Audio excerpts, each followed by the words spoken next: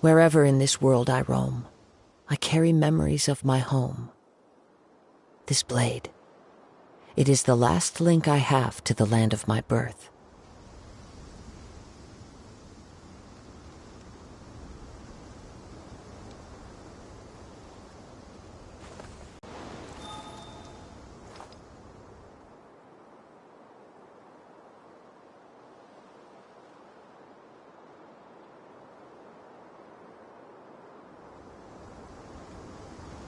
There are leaves around, and I know just the tune to accompany them, if you wish to hear it.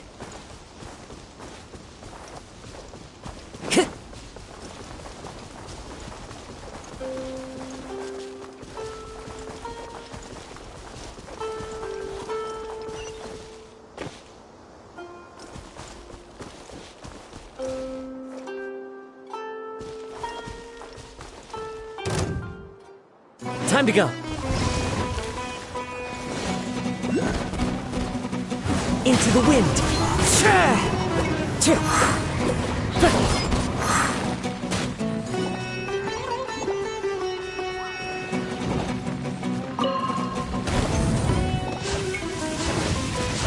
One with nature.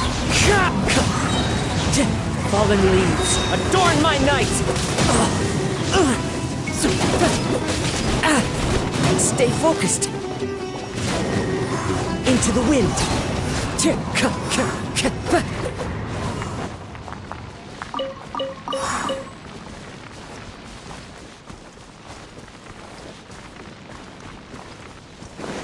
Time to go. Barbados, guide us. The wind knows me.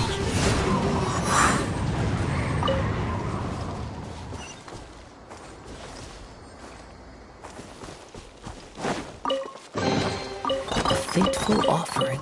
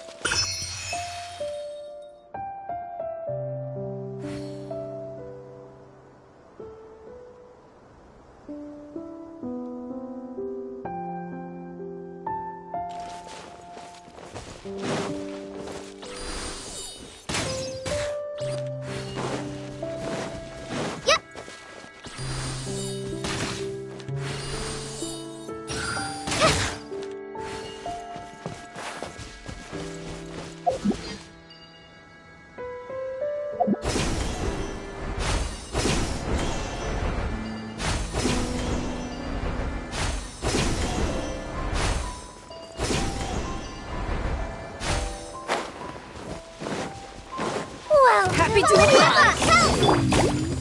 Into the wind. As one with wind and cloud.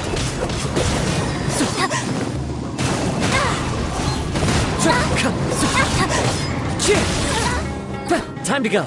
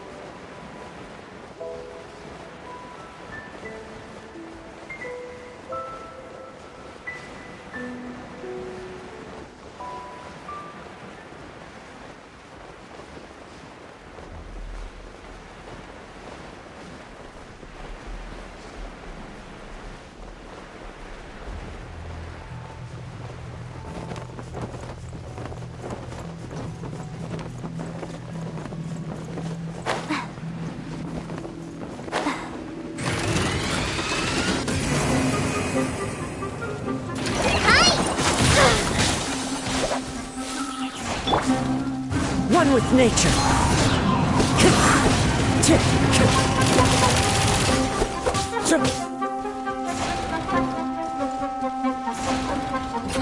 The wind knows me.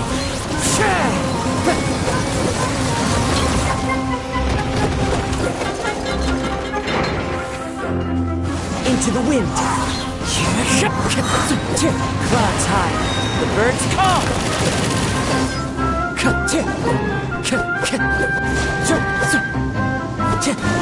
One with nature.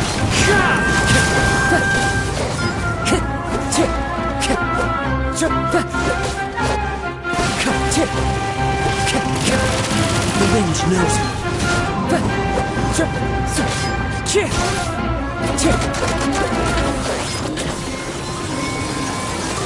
Into the wind.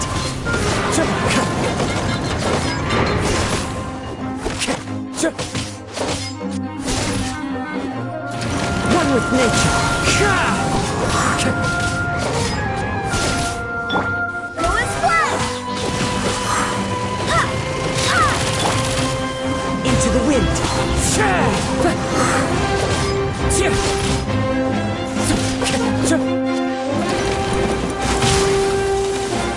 One with nature.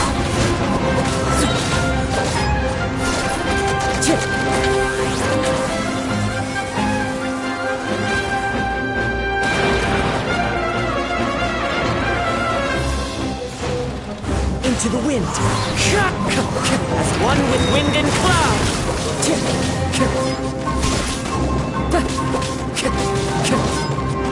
One with nature.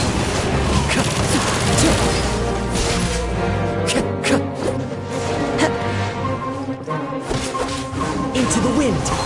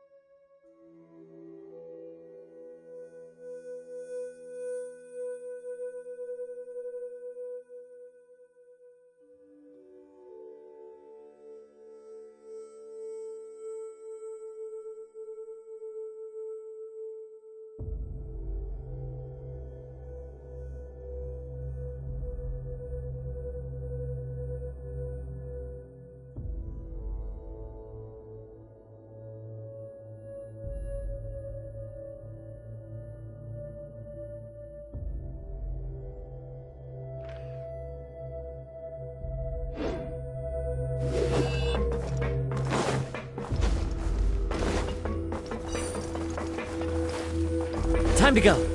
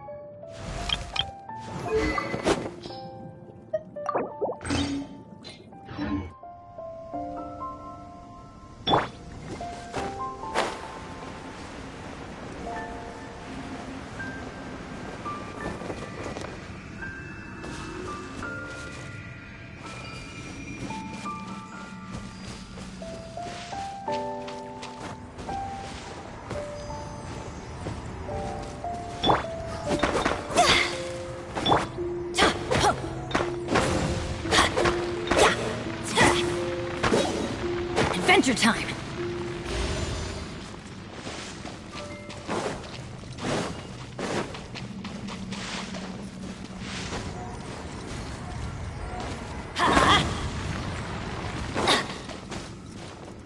Adventure time!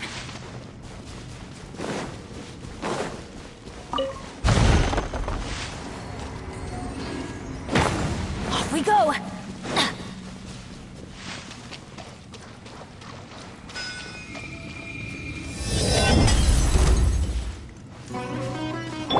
Let's dance!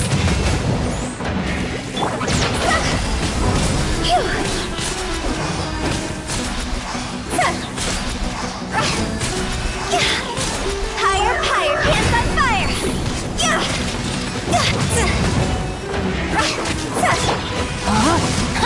Witness the power of Gugwa! Teamwork is dreamwork!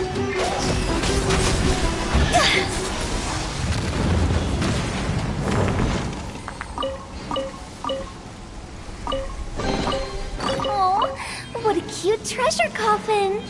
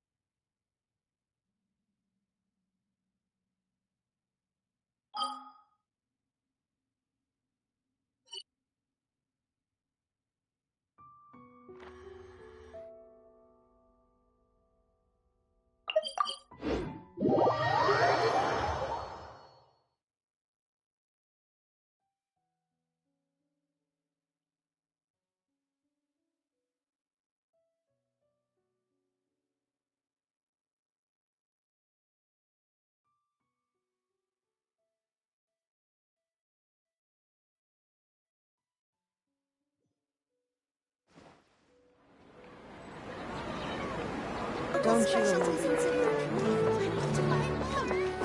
You think my craftsmanship deserves Surely a you can give me higher praise.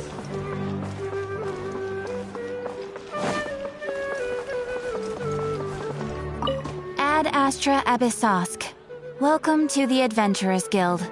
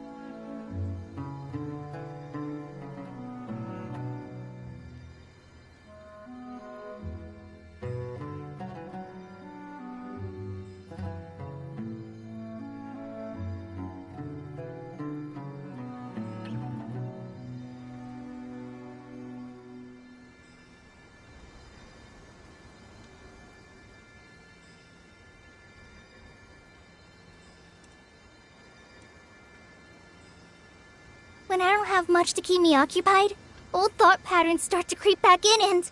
as soon as I start talking about it, the flashbacks start.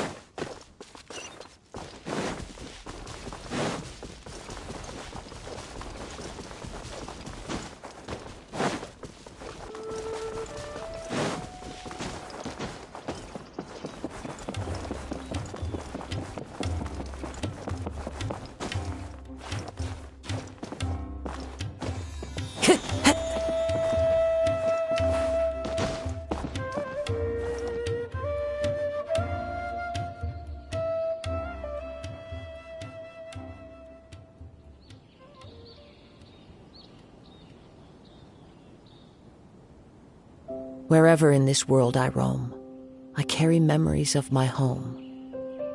This blade, it is the last link I have to the land of my birth.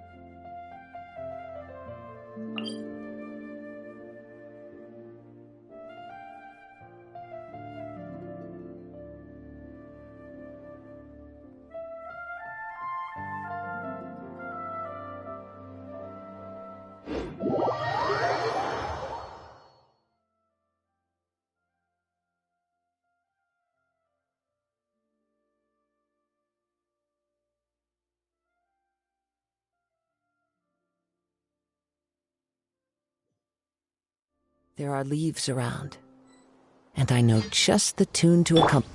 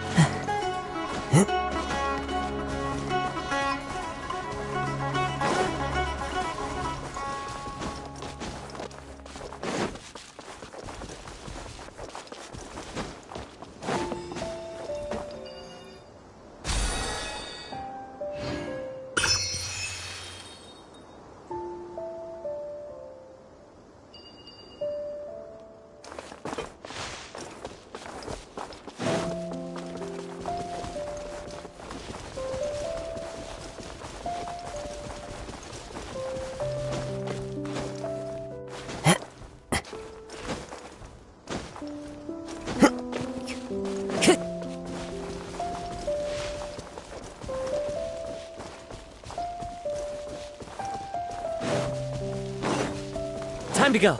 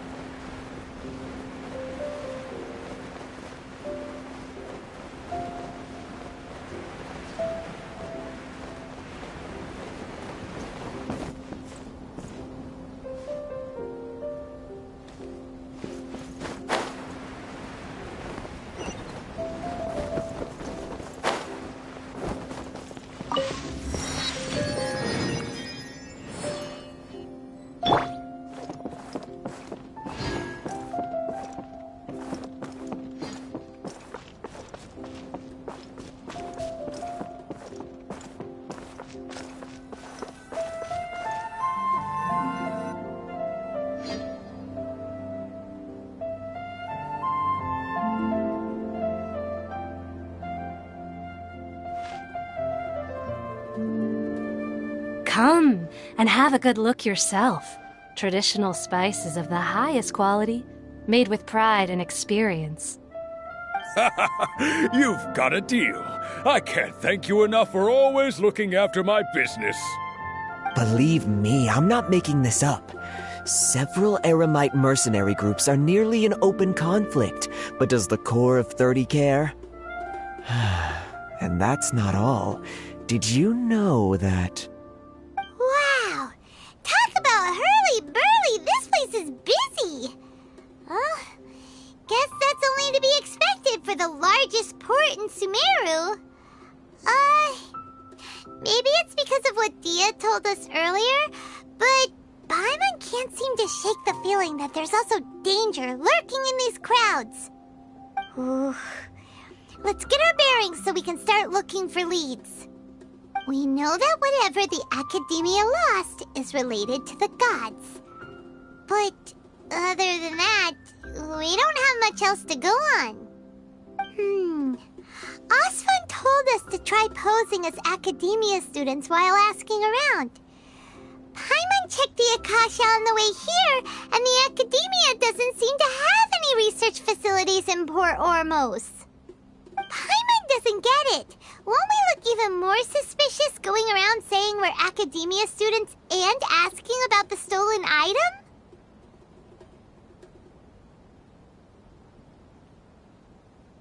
Well, given all the people that come through here every day, if there's any information to be found, Paimon bets we could find it in the market.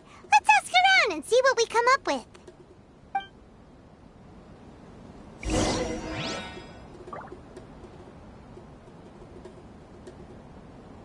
Life is full of possibilities.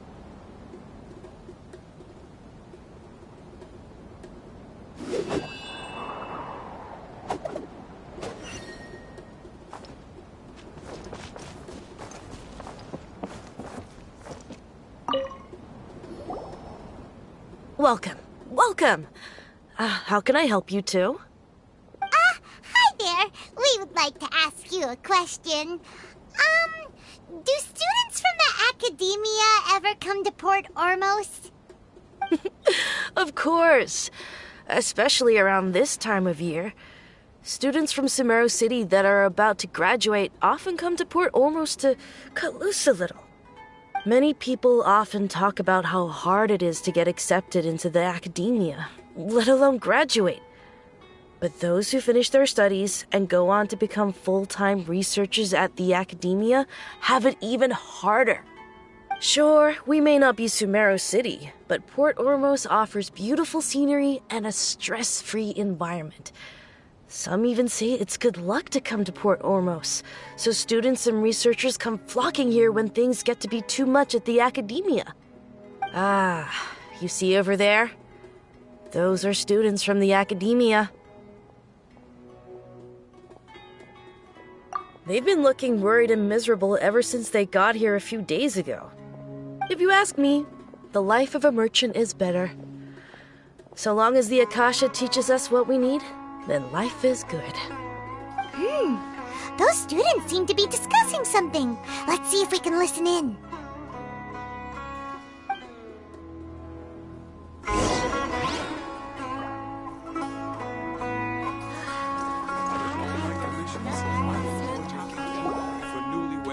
It's no good. I've tried asking around, but I haven't been able to learn anything useful. Not to mention that a bunch of scary-looking Eremite mercenaries have been posted along the streets now. There's been a lot of fighting between the different Eremite factions in Port Ormos. If we choose to move on our own, then it would be wise to steer clear of them. Especially the group that's constantly shouting some stuff about King Deshret and some resurrection. I've even heard that the Citadel of Regzar is starting to get fed up with them. What was that group called again?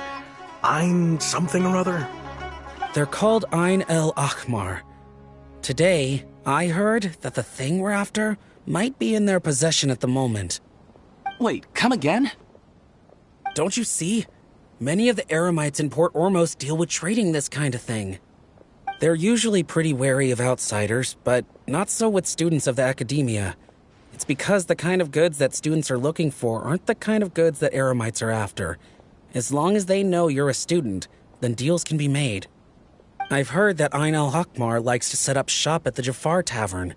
Supposedly, if you're willing to part with 500,000 mora, they'll give you info on anything. Wait, did you say 500,000? If information alone costs that much, then how could we ever afford to buy what we're looking for? I guess we might as well give up on trying to graduate this way. I wouldn't worry too much. Our field of research is very niche. Who else could possibly be after that kind of shady knowledge? I bet it's practically worthless to anyone aside from us. Well, I guess that makes sense. Then the only thing left for us now is to find a way in. Why don't we all just pool our money together and pay for the information? Whoa! Did you hear that?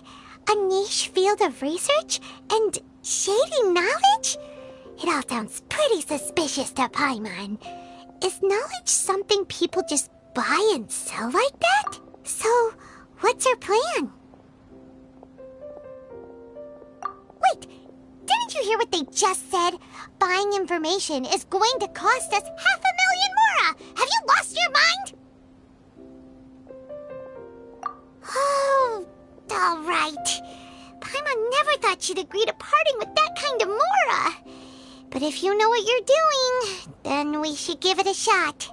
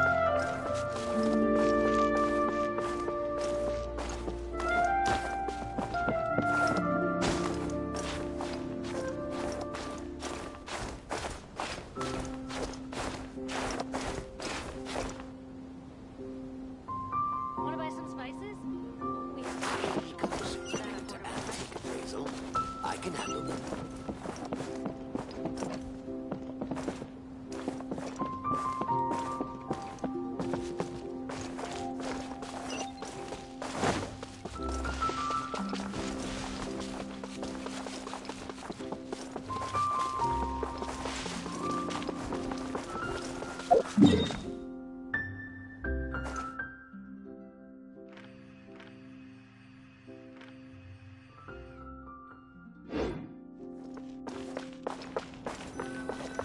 is the place we heard those students talking about. Let's find a seat somewhere and see if we can spot the group they mentioned.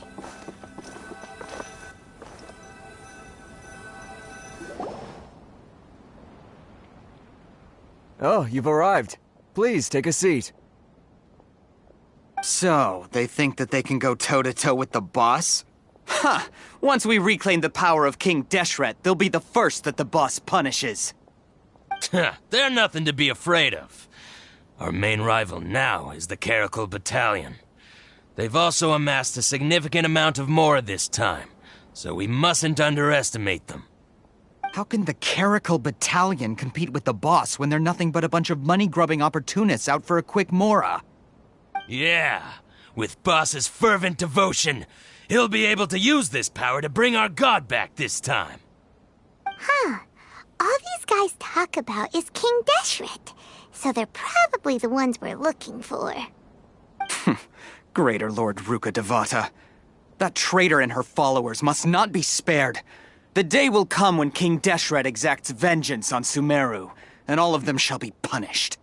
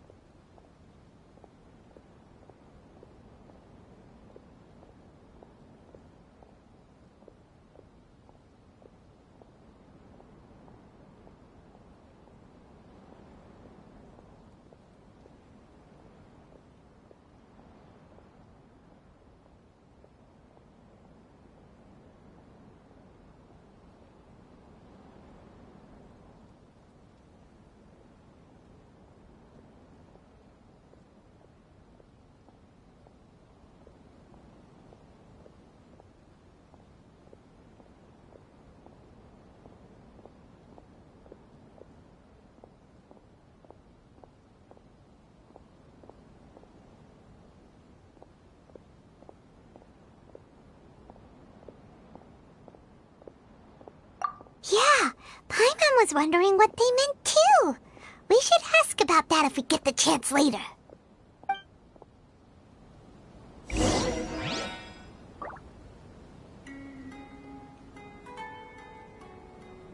What's going on? How can there be Kairagi here? Got it. Oh, so then what happened next?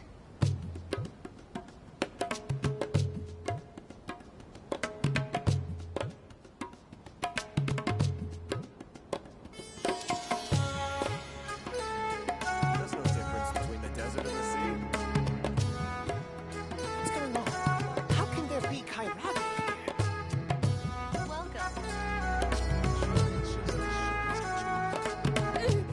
Why does it have to be? So then what happened next?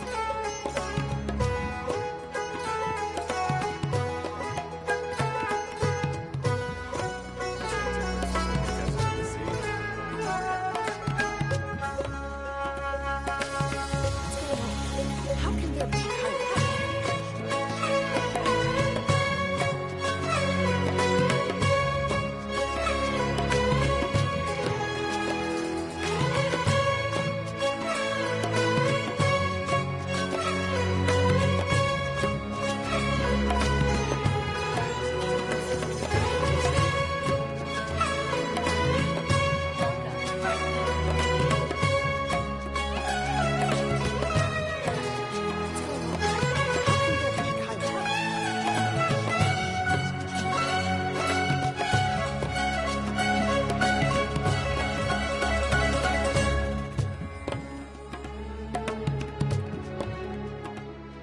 There's no difference between the desert and the sea. Welcome.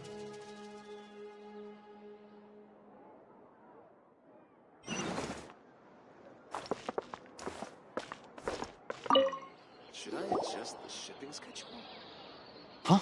Who are you? What do you want?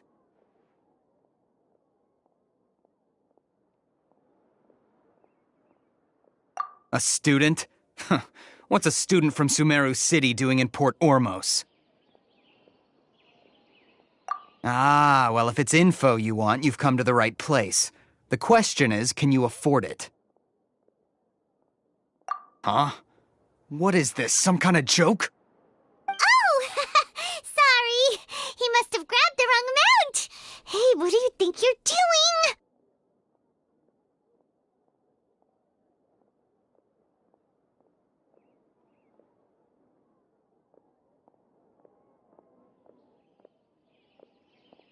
Oh, Paimon can't stand to see so much more go.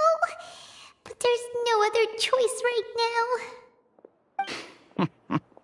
Here, this is the merchant's address. Whatever you're looking for, you'll find it there. Hmm? Well, what are you waiting for? Oh, that's right! We heard you mention King Deshret just now. We're actually interested to know more because we're archaeology students! Fine. Since you've already handed over the Mora, I guess I can throw in a little extra info. As you can see, members of Ain al-Ahmar are devout believers of King Deshret. Years ago, King Deshret founded the great desert nation that was our homeland. It was an advanced civilization, far beyond anything you'll see in present-day Sumeru. King Deshret was the rightful god of wisdom, but he was betrayed by a companion he trusted. She even stripped him of his title, God of Wisdom. So, you mean the traitor was... Greater Lord Rukkhadevata, yes. That shameless wretch destroyed King Deshret's civilization, and our ancestors were forced to flee to this land where we were made to suffer the tyranny of our enemies. Furthermore, she conspired with the Academia to cover up the truth of her actions, and create the merciful and benevolent facade for which she is now known. Ugh, just thinking about it sickens me. But the story doesn't end there, oh no. King Deshret isn't truly dead. The voice of the Oracle has been heard in the desert, prophesying his resurrection. Mark my words, our god shall return. And when that day comes, all followers of the traitor and all the desert dwellers who have forgotten their true god will suffer retribution together. If what I'm saying makes you shiver with fear, it might not be too late for you to become a believer of King Deshret.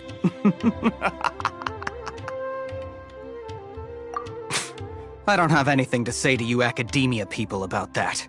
I think this conversation has reached its end. Not just yet. This man is a fraud. Huh? You again? Deranged Academia lunatic. Yes, it's me again. I already warned you that if you weren't willing to sit and discuss things with me, I'd take measures to make things uncomfortable for you. Listen to me. That address he gave you is fake.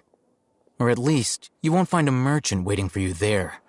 This group has been boasting all around that they can provide information on a certain item as a means of luring people into their territory. Once you show up, they keep up the act until they have hard evidence that you want to purchase said item. Then they use that to squeeze you for all the more you're worth. Hey! Shut it, Alhaitham! What are you playing at, trying to ruin our business like this, I told you the other day. I wish to discuss my terms with your boss. Ha! The boss made it perfectly clear that he won't negotiate with you. Yes, and in no uncertain terms. But that was then. It does not preclude him from changing his mind in the future. I'm warning you. Don't push us, or this could get ugly. We don't usually get rough with people from the Academia because it just complicates things. For a lunatic like you, though, we might just have to make an exception. If you're suggesting that we escalate this from a verbal exchange to a physical one, I accept. After all, even the Archons used war to negotiate the ownership of Tevat. If, on the other hand, we can't agree on any means of negotiation at all, then I'm afraid my next course of action will sting a little more than the mere falling through of a few business deals. I will jeopardize the Eremite's reputation, which I know you value above all else. I am quite confident that if I began to take such action, your boss would willingly approach me himself. However, I fear that by then, some things will have happened that cannot be undone. Also, a word of advice. I suggest you tell your boss exactly what happened here today. Otherwise, he might blame you for not telling him in the future.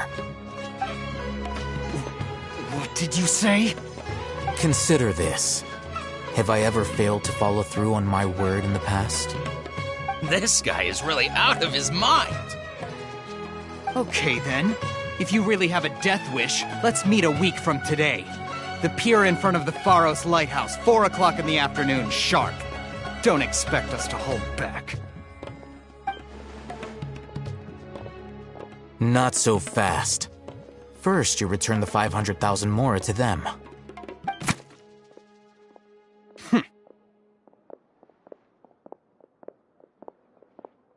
Please, I beg you, don't provoke them. We can't afford any trouble with this crowd. They haven't even paid for their food yet. Ah, Mr. Iman.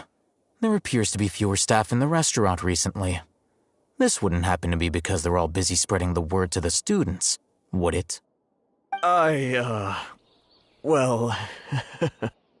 Someone who chooses to do business with a group like that really can't afford to get so flustered the instant someone confronts them about it.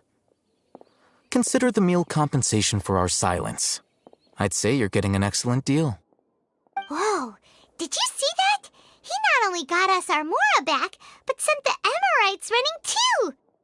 Plus, he seems to know a lot about what's going on around here. Let's catch up with him and ask some questions! He went that way! After him! What's going on? How can there be Kairagi here?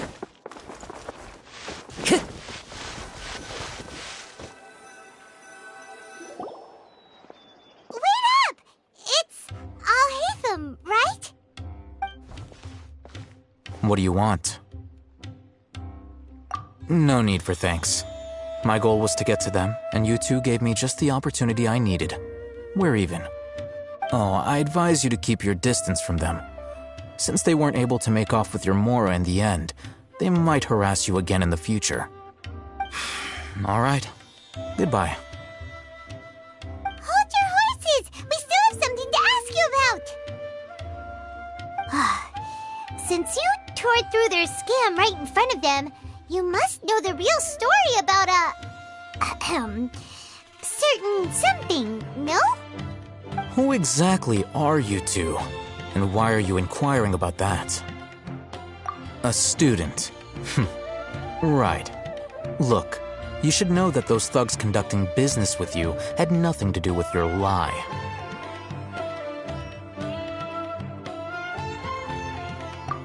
Huh? Oh, yeah! He's really strong! Weren't you saying something about a physical exchange? We can help with that. He doesn't even have a vision. Forget it. Maybe not, but he can still use elemental energy. Otherwise, there's no way we'd go asking for info from from guys like that. Those high-headed thugs are definitely gonna bring a lot of backup for your next meeting. Even if you don't go alone, you won't regret taking us with you.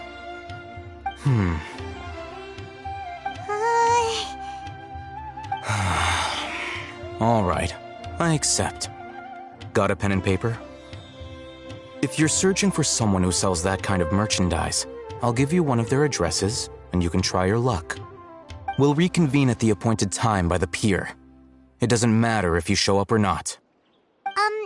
So, since you were happy to give us this merchant's information, does that mean you can tell us exactly what we're after? You were willing to part with 500,000 mora for something and you didn't even know what it was? Okay. Well, if you truly are as skilled as you claim, then you can beat the answer out of them when they become hostile. Look, if you've been making inquiries, then you have to know something by now. Tell me what you know so far, so I don't waste time repeating information. We know it's connected to the Academia somehow, and that not only do the Eremites deal in it, but some students want to get a hold of it too. What else? You know almost everything there is to know, but you're unable to compile this information because you've never seen the object before. This is what you've been looking for. Huh?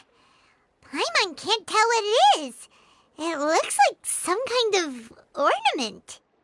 This is a knowledge capsule. To put it simply, it's a vessel that can store a fixed quantity of canned knowledge. It's like a miniature Akasha. Anyone who links it to their personal Akasha terminal instantly becomes privy to its contents. Correct. Anyone. Unlike the Akasha, which heavily regulates who can access what information, knowledge capsules confer their contents without any requisites. That's amazing! It's essentially a convenient and harmless vestibule for knowledge.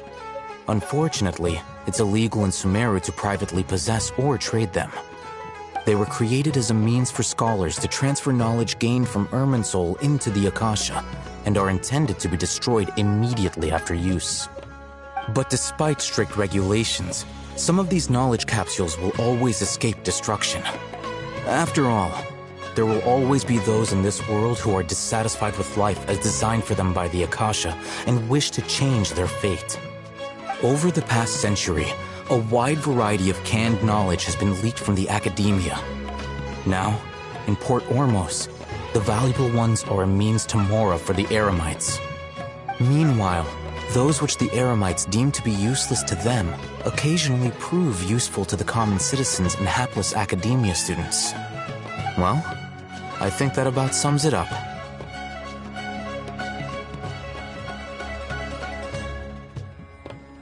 Oh, so that's your true objective.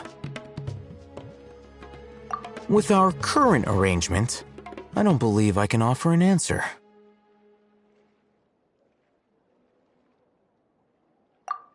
You're still resolved. Fine. Let's talk somewhere with fewer people.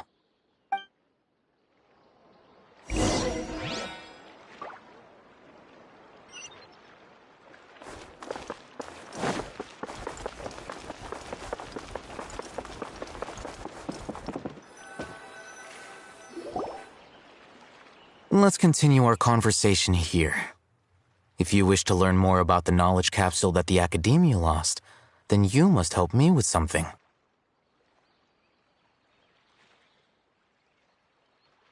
I need you to find someone named Dory, a traveling merchant. Unlike the peddlers who hawk inferior knowledge capsules, she often has quality goods in stock. Some say that as long as there is profit to be made, there is nothing she won't dare to sell.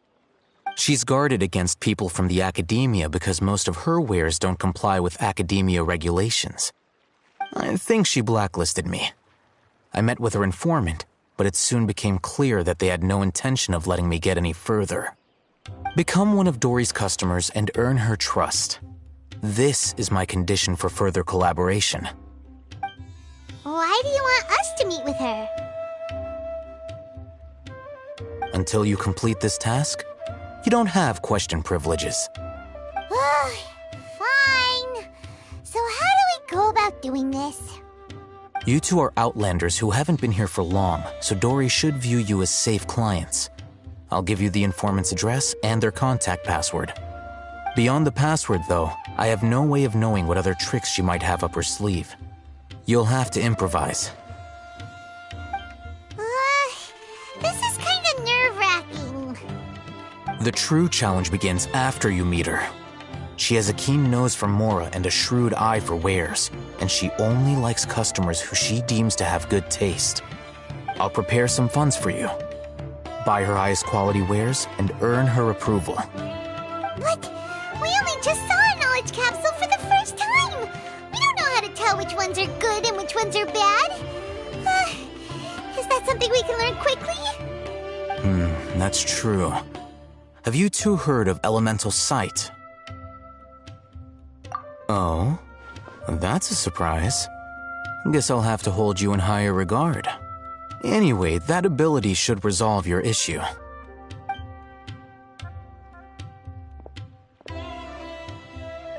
Here are 2 knowledge capsules. Tell me, can you detect any difference in their quality?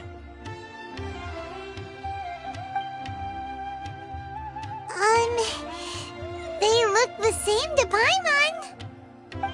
Try inspecting them with elemental sight. How'd it go? Did you see anything?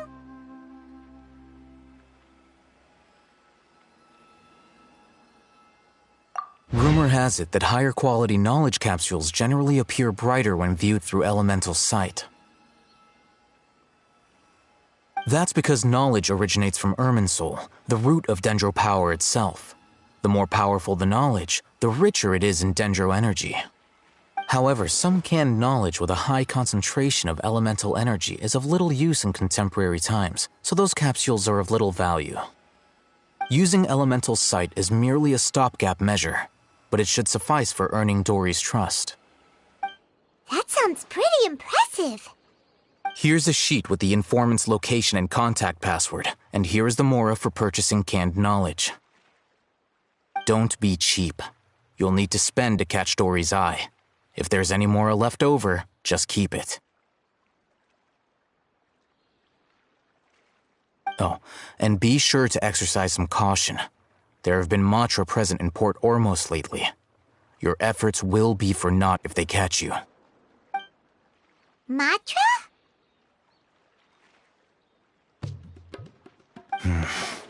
They belong to the Academia's regulatory body. They also handle cases of illegal canned knowledge transactions. Like I said, the Academia has banned both their trade and possession. The Matra are razor sharp. You're in for nothing good if they lock their sights onto you. If you two want to back out, now's the time. Okay, then we have a deal. If you succeed in your dealings with Dory, come find me at the Wikela Funduk. We'll have an open discussion then. Looking at what Al-Haytham wrote, Dory's informant is a trader near Old Ormos.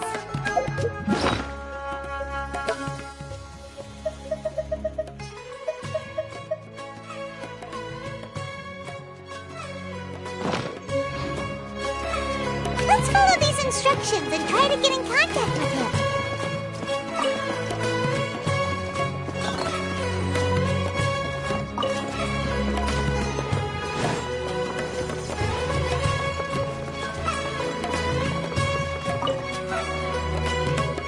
Hello.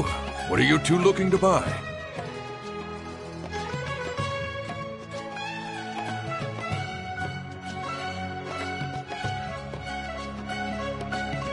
Wait, are you sure you're remembering that right? Hyman doesn't think it was that on the paper. What a unique palate. We have unripe hara fruits, but we usually keep them in the back. I'll have someone escort you. Following the paper got us past the first round. Ronak, these two want to buy unripe hara fruits. Show them to the warehouse. Got it. You two, please follow me. You two have a fascinating fashion sense. We haven't seen a customer wearing a Sumeru rose for quite some time. Hold on. Let me think. Sumeru rose means common merch. No, look again. We're obviously wearing morning flowers. Ah, my mistake. I do apologize. Whew. That pop quiz sure was scary. The warehouse is up ahead. Please follow me.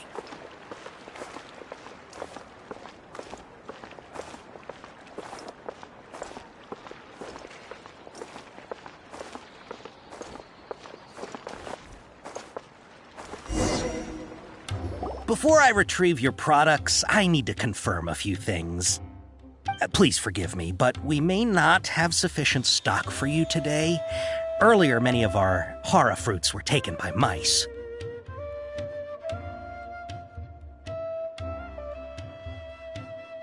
Look like you have some skill. Why don't I pick out some fruits that'll make you dizzy?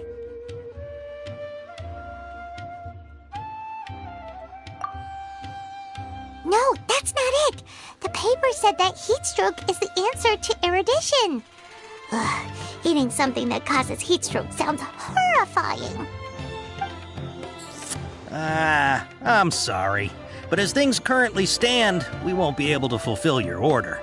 Why don't you two think things over? He's cautious of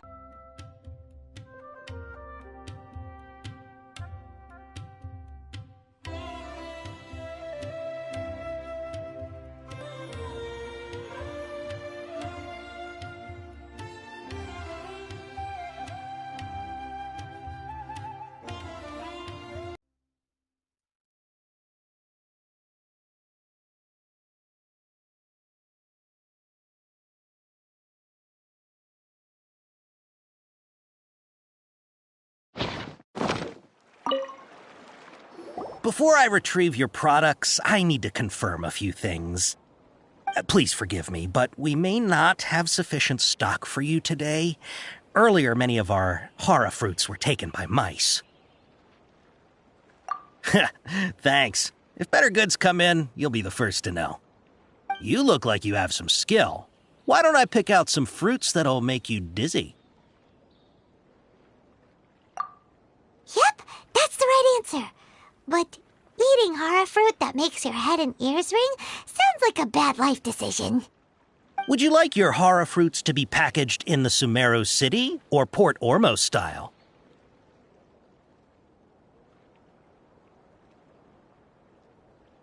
Wow, you two sure are generous customers.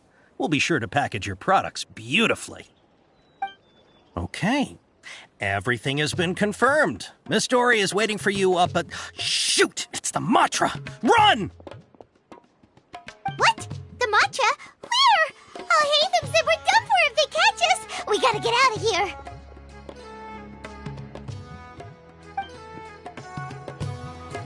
We don't know this area, so let's follow that informant.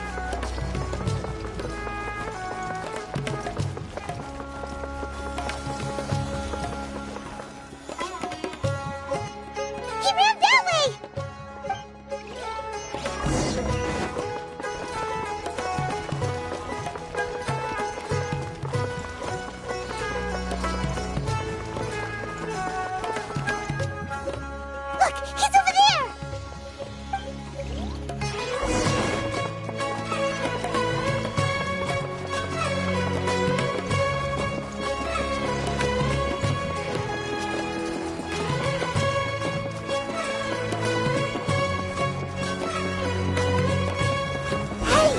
If you're hiding from the Rishbland tiger, come this way! Another password! Huh? Oh, that voice came from behind the building on the right! Here, over here. You can stop running now.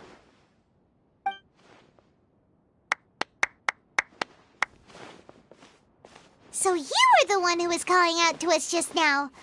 But, are we definitely gonna be safe here? These two good customers wish to buy some horror fruit, Miss Dory. And if there's nothing else, I'll just excuse myself. Oh, very good. Thank you. Huh? Wait, you're Dory? Paimon sure thought you'd look a whole lot scarier.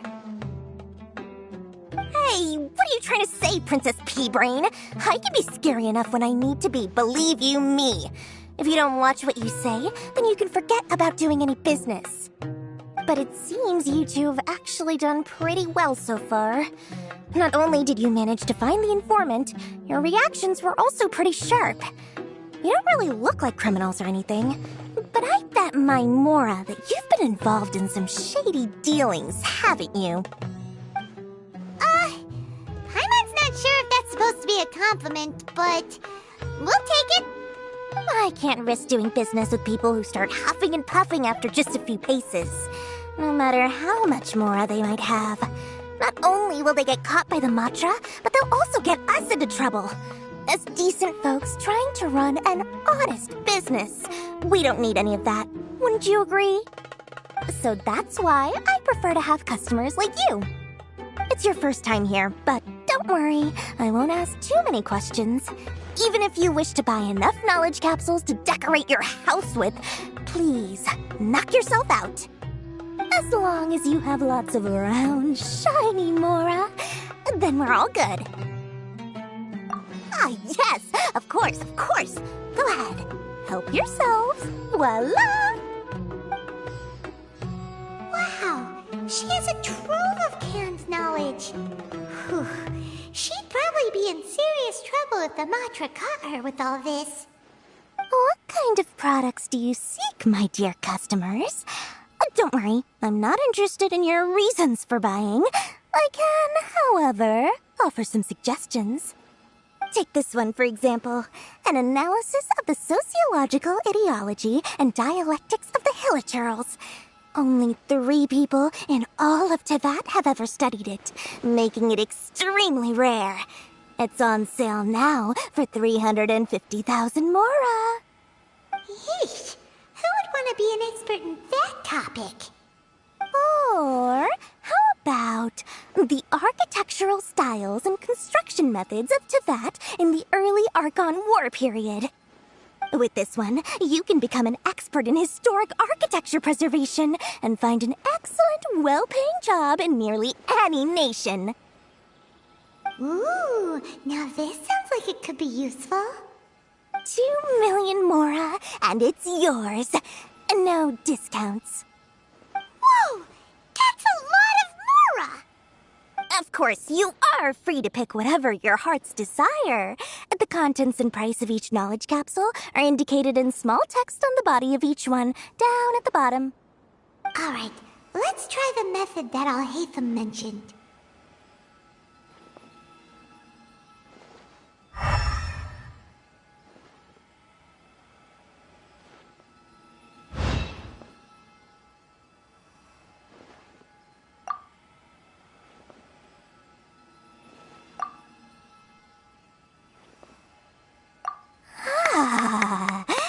You've really got a good head on your shoulders, and quite the eye for quality. We'll take these, please and thank you.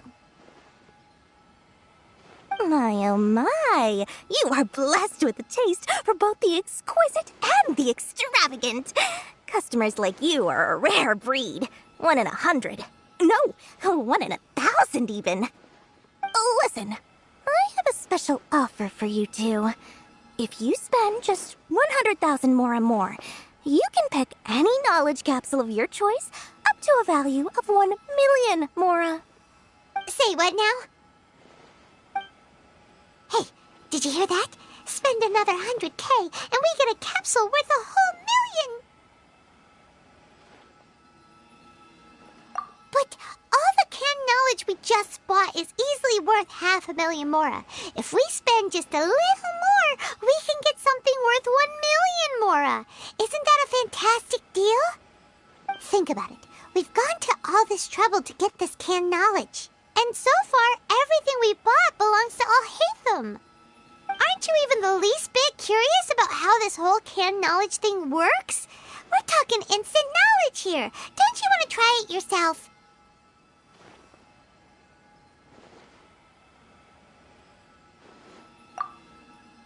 Come on, come on!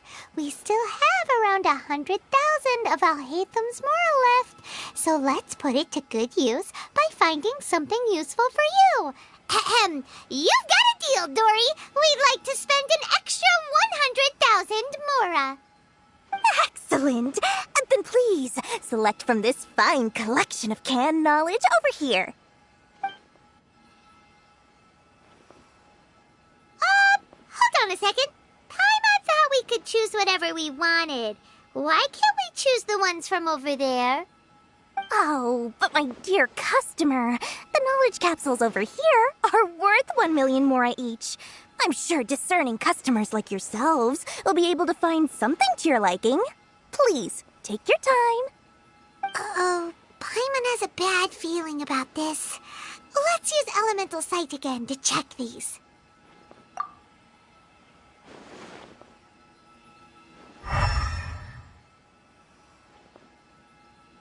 So, what did you see? So, they're all worth about the same amount? Well, anyway, the mora's already been spent, so let's at least try to find something useful. Let Paimon take a look here.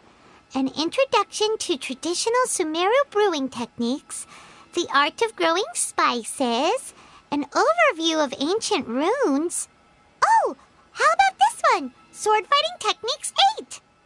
Not sure we'd ever find volumes 1 through 7, but at least this knowledge should be useful, right? Let's go with... Dory, we'll take this one. All right, very good. I'm expecting some new goods in the next couple days, so be sure to check back again soon. Whether it's canned knowledge or anything else you need, bring your mora to Dory and doors will open. Our dealings with Dory went smoothly enough. Let's head to Wakala Funduk and meet up with Alhaitham. Hopefully now he'll finally tell us about what the Academia lost. I'll find you the perfect color.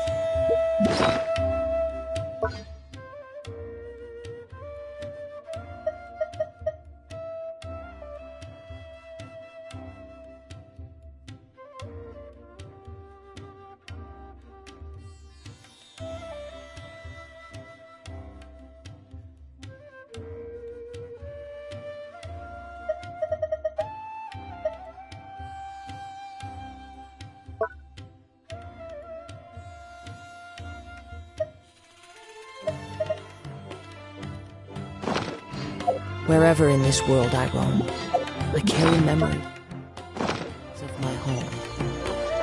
This blade, it is the last link I have to the land of my birth.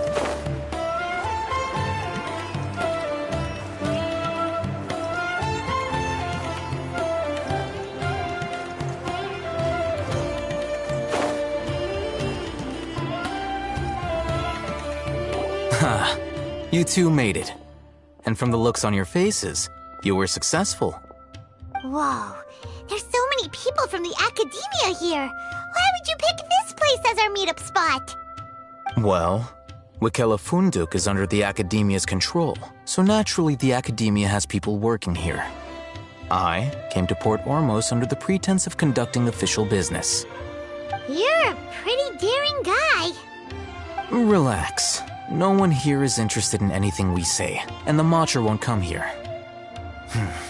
Okay now, tell me how your encounter with Dory went. Okay, we did what you asked. So, can you tell us about the knowledge capsule that the Academia lost now? Before that, I have to ask, why are you two so intent on tracking it down? You don't have to answer, of course. Yeah, he just wants to meet the God of Wisdom and ask her about something important. We've been in Sumeru for a while now, but we still haven't found a way. When we heard that the Academia had lost something that might be related to the gods, we came here in case it turned out to be our lucky break. In that case, you're on the right track.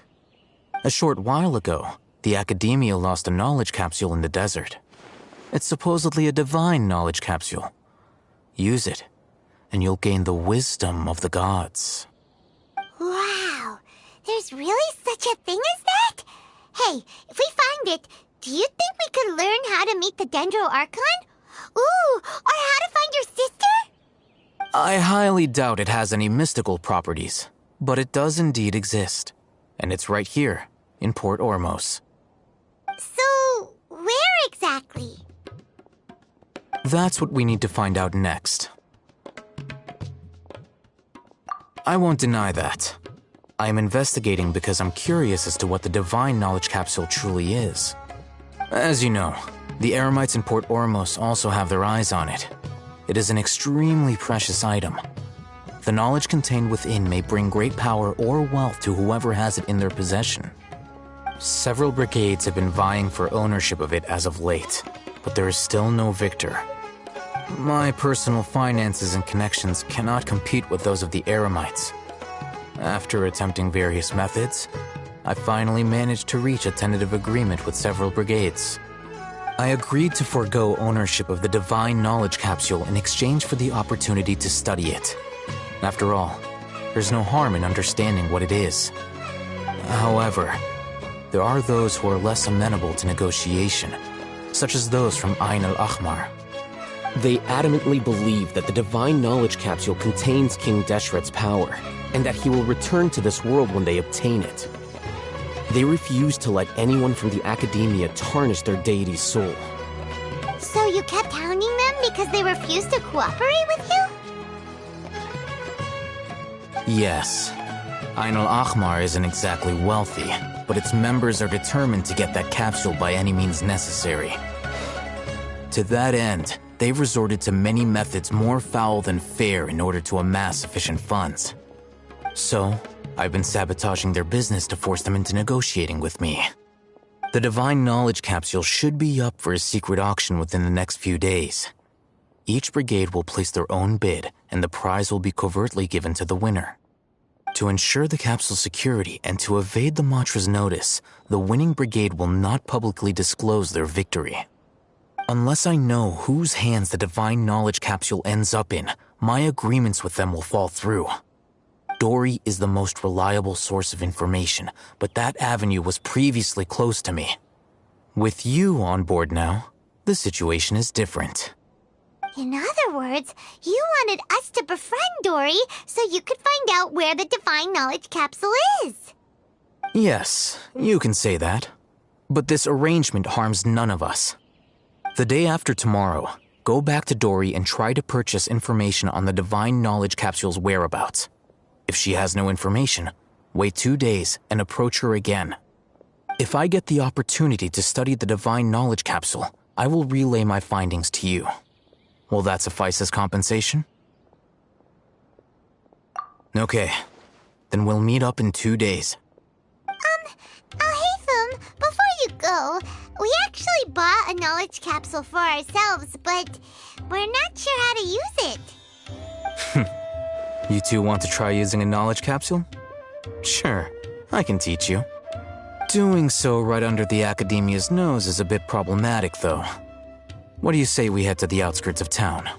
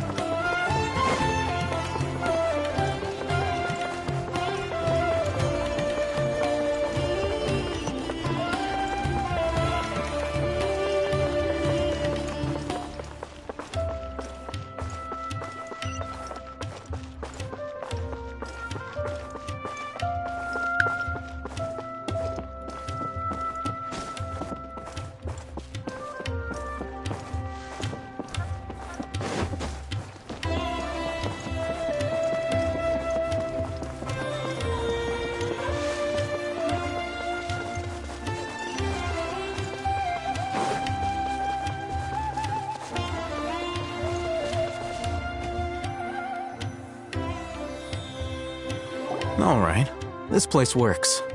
Show me the capsule you purchased. Here. Sword Fighting Techniques 8. Huh. A combat class knowledge capsule.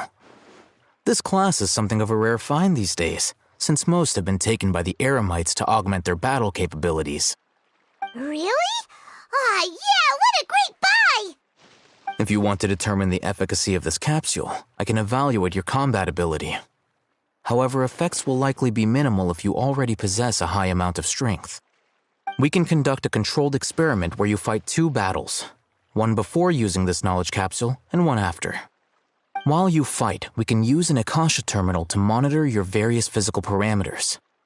There may be variances in your physical strength between the 2 tests, as well as a disparity in your opponent's abilities. But don't worry, I'll run statistical analyses afterward to mitigate any confounding effects.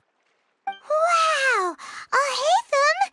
You must have been one of those guys at the Academia who got top grades on everything. Paimon's curious about something, though. You definitely weren't one of those students who needed canned knowledge to graduate from the Academia, right? So why are you risking getting caught by the Matra for this capsule? When you are unable to understand a researcher's actions, most cases can be attributed to curiosity. This is but one theory. Sounds like you're trying to avoid the question. All right, let's begin the test. Just fight as you normally do.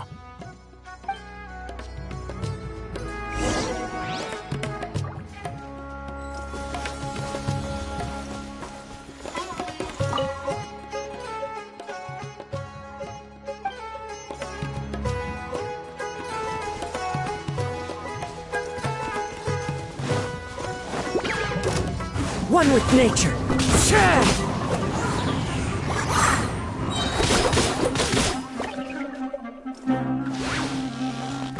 The wind knows me.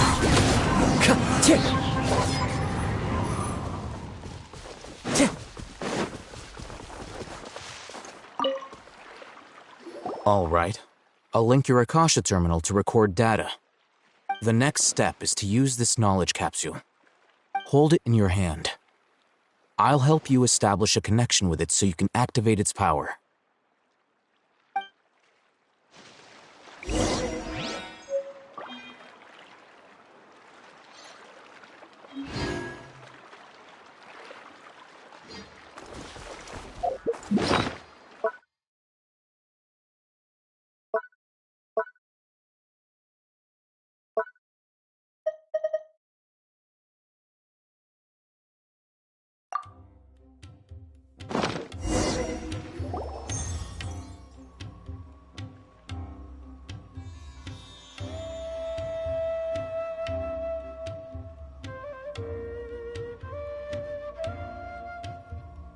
Hey, how are you feeling?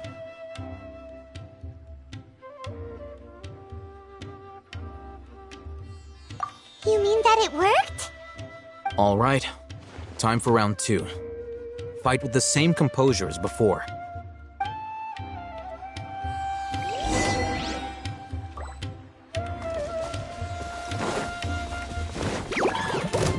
Into the wind.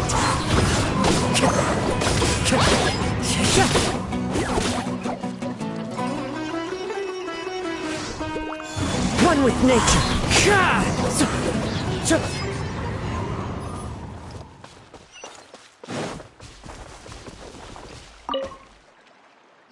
Now, I'll start recording data again. Haytham, how's it going? Well, the knowledge capsule you purchased did improve his combat capability. During the second fight, his overall fighting performance increased by 0.073%. Wait, how much?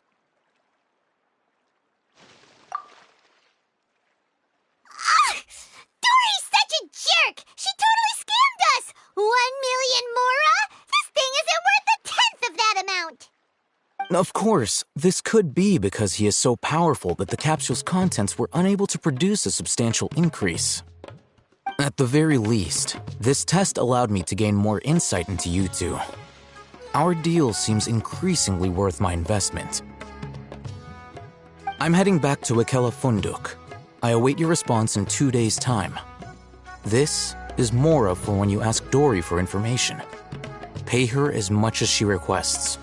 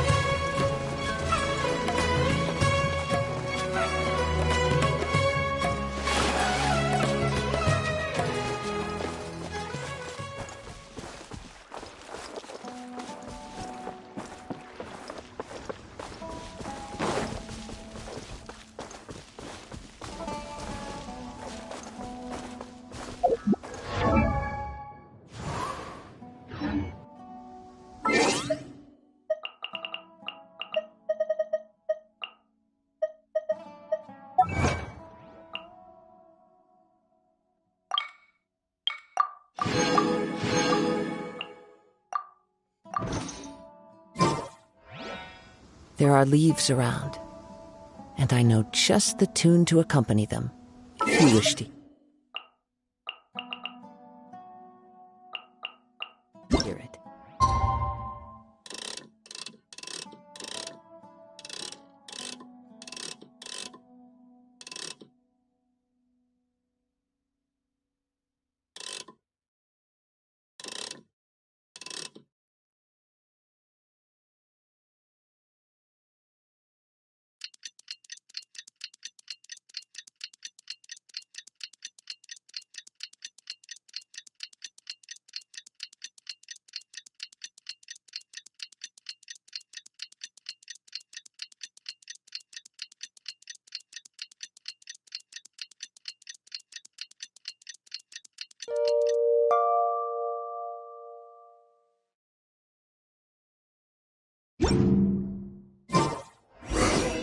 Let's see Dory today and ask her about where the Divine Knowledge Capsule is.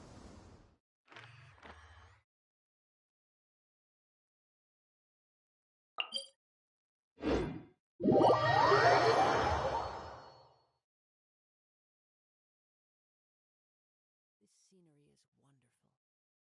Surely enough to convince anyone to become a wanderer.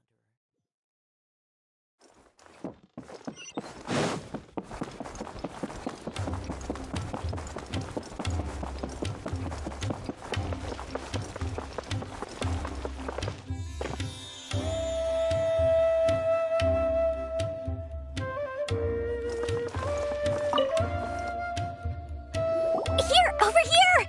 Oh, welcome back, my loyal patrons. What can I do for you this time? You name it. Can knowledge, supplies, or anything else you need. I'll find a way to get it. Where there's a waterfall of Mora, there's a way. Can you really get us anything we want? Anything at all? Aha! So it appears that canned knowledge alone is no longer sufficient for your opulent appetite. Then please, oblige me. Tell me what you have in mind.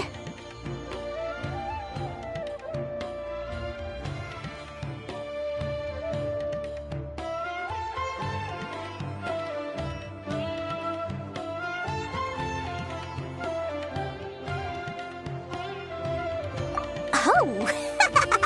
I knew customers with pockets as deep as yours would undoubtedly crave something more profound than ordinary canned knowledge. But you know, that kind of information isn't going to be cheap. After all, I had to work really hard to weasel my way into the auction site. Not to mention that if anyone found out that I was the leaker, I would be in big, big trouble. But how can we be sure your information is accurate? Paimon's curious. How you just happen to have this kind of info the moment we need it. Because to me, anything of value is what I consider to be my supply. Therefore, I must always be aware of what's hot on the market in order to secure more sales. As for the information's authenticity, well, you've no need to worry about that. I used a camera to take a picture of the transaction. That way, no one can dispute it.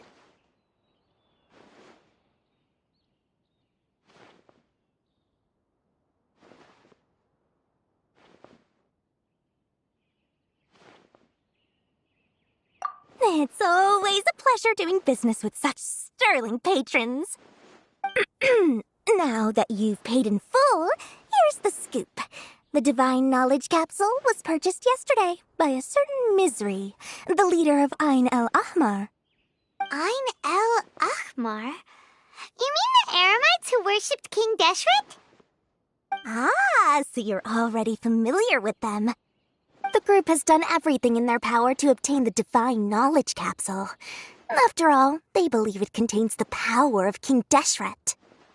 That Divine Knowledge Capsule is unlike any other canned knowledge I've seen before. It was glowing bright red. The capsule is clearly visible in the picture I took. You can look for yourself. Thanks for the info, Dory. Please, it's my pleasure. It's all thanks to discerning customers such as yourselves that my efforts yesterday were not in vain. Please, don't hesitate to contact me if you ever need anything else in the future. More effort, Dory, opens doors. Well, we figured out where the Divine Knowledge Capsule is. It turns out it ended up in the hands of Ain el Ahmar.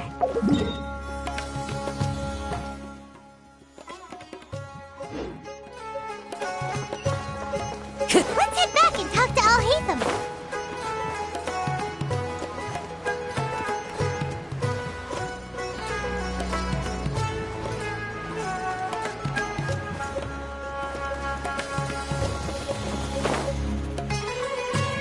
Al-Haytham, we got the info you wanted. Really? All right. Let's hear it. Dory even gave us evidence to verify the intel. Have a look. Huh, look at that. Clear as day. It must have taken some guts just to infiltrate the scene of the Eremites' transaction. But then to get close enough to take a picture like this. Bold move, Dory. Very bold move. All right. The person in this picture is indeed Misery, the leader of Ain el Ahmar. And the glowing red capsule he's holding appears to be the Divine Knowledge Capsule. In which case, if we play our cards right, when we confront them next week, we should be able to force them to show their hand. At first, Paimon didn't get why you were provoking these Ain el Ahmar guys. But now, it sort of makes sense. Everything's playing right into your hands. After we defeat them, we can finally have a serious talk with their boss and get them to lend us the Divine Knowledge Capsule. Thank you for your time and efforts. Take a few days off while I make some preparations. Let's meet up again on the afternoon of the arranged date, 3 o'clock sharp. See you then.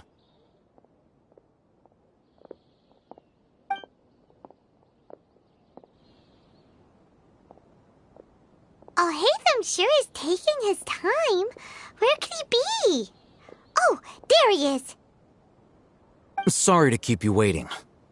Let's head to the pier in front of Pharos Lighthouse. Yep, let's go.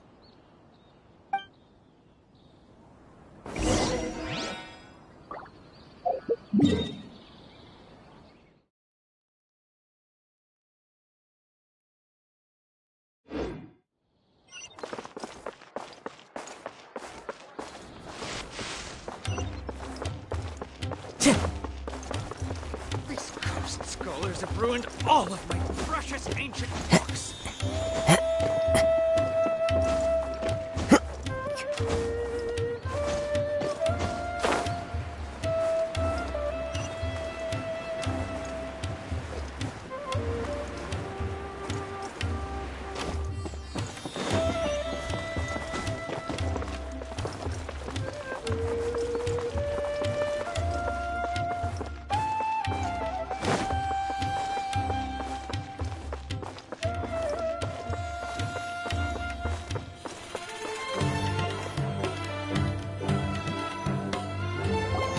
Haytham.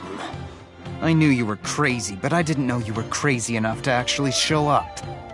It was I who demanded that these negotiations take place. I was more worried that you might go back on your promise.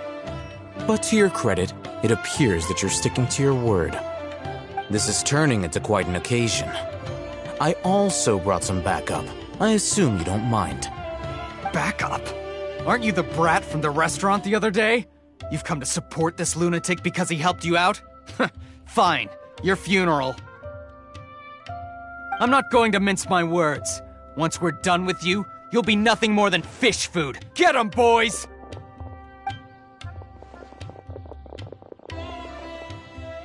Uh-oh, here they come. Good luck, you two.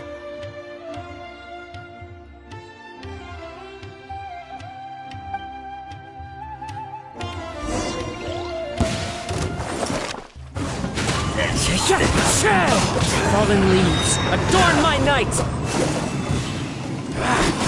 Feeling lucky today? The wind knows me.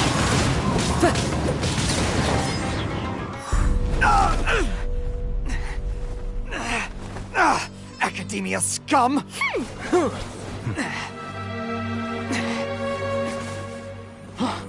Boss! Finally! Did you use it? Great! Now we can...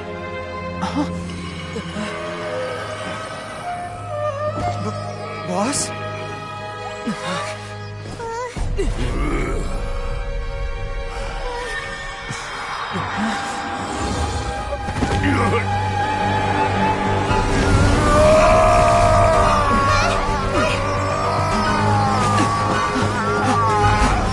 Boss!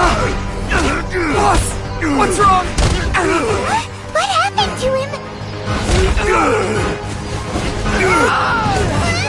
We have to cut his Akasha connection, now.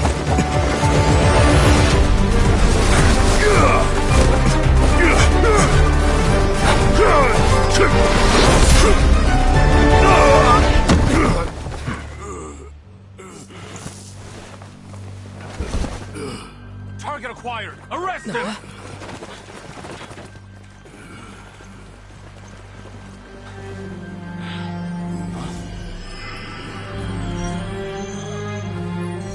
Do not impede our work. Is that understood, Al-Haytham? Of course. I was only trying to help. Take him away!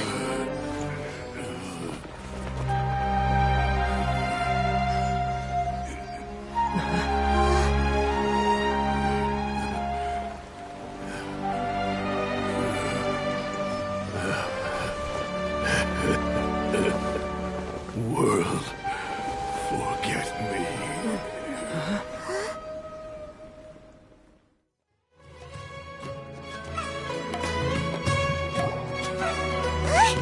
What in Tibet just happened?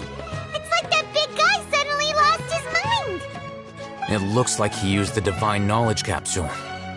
You mean the Divine Knowledge Capsule did that to him?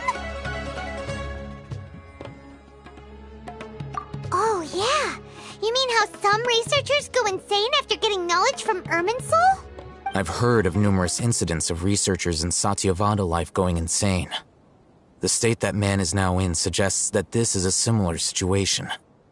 This Divine Knowledge Capsule does appear to be linked to the gods, but beyond that, it doesn't seem anything like the rumors suggest. Possessing it doesn't grant you divine wisdom or power. Did you hear what he said? World, forget me. What could that possibly mean?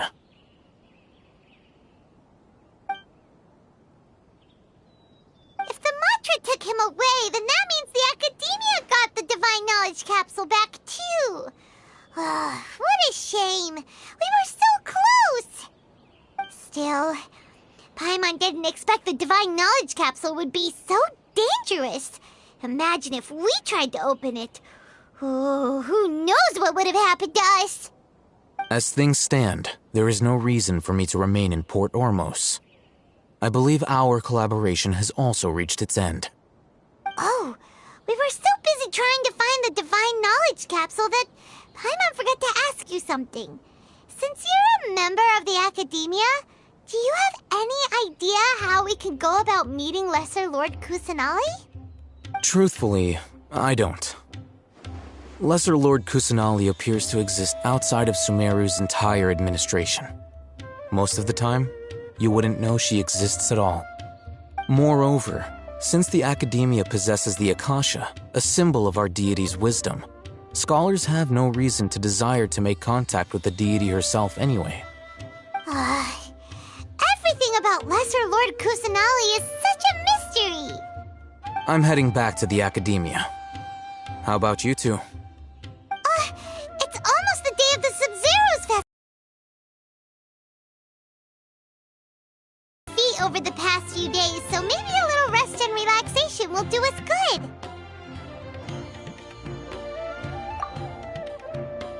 Then we'll part ways here, Alhaitham, until we meet again.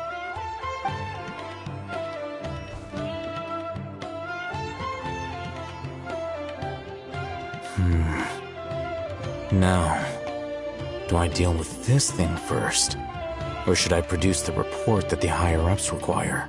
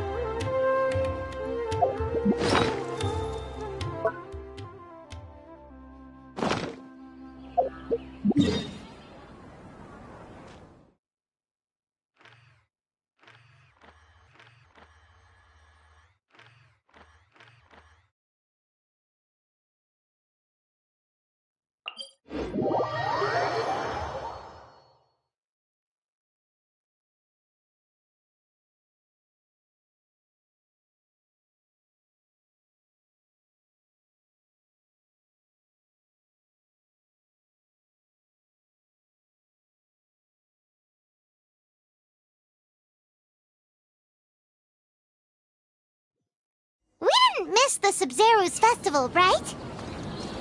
Let's hurry and find Dunyarzad. Paimon thinks she must be around the Grand Bazaar, since she showed us around there last time.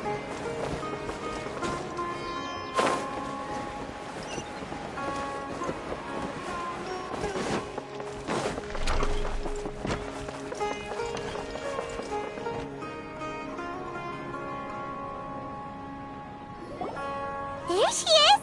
Dunyarzad, we're back! Just as promised, Traveler and Paimon. I'm so glad that you two came back to celebrate Lesser Lord Kusanali's birthday. Indeed. The festival's tomorrow. We've been preparing for so long that I can't help but feel a little nervous. There's no need to be nervous. Paimon's sure that Lesser Lord Kusanali will feel everyone's gratitude. Thanks, Paimon. I hope that everyone who comes to the festival will also have a good time. Speaking of which, did you manage to make your way to Port Ormos?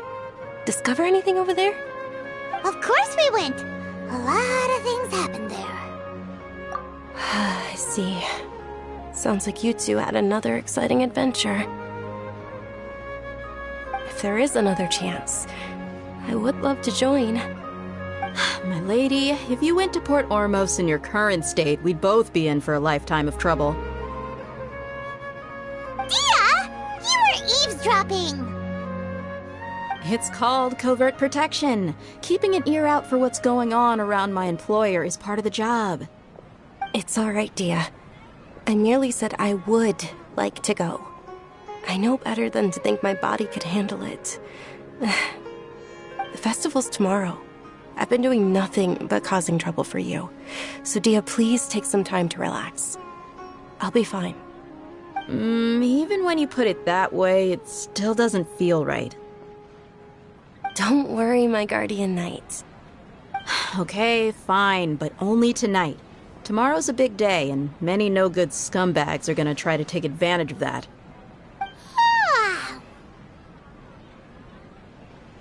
Oh, you two must be exhausted from your long journey back to the city. My apologies for not realizing this sooner. I've already prepared a room for you to rest. Please follow me. Whoa, you're so thoughtful. Paimon's so ready.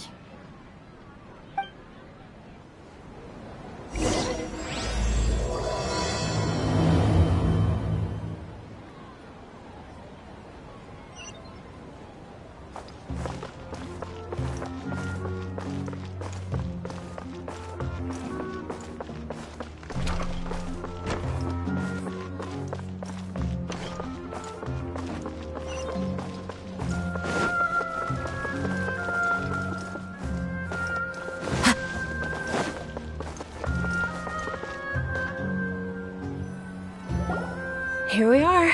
It's also fairly close to where I've been staying. It looks really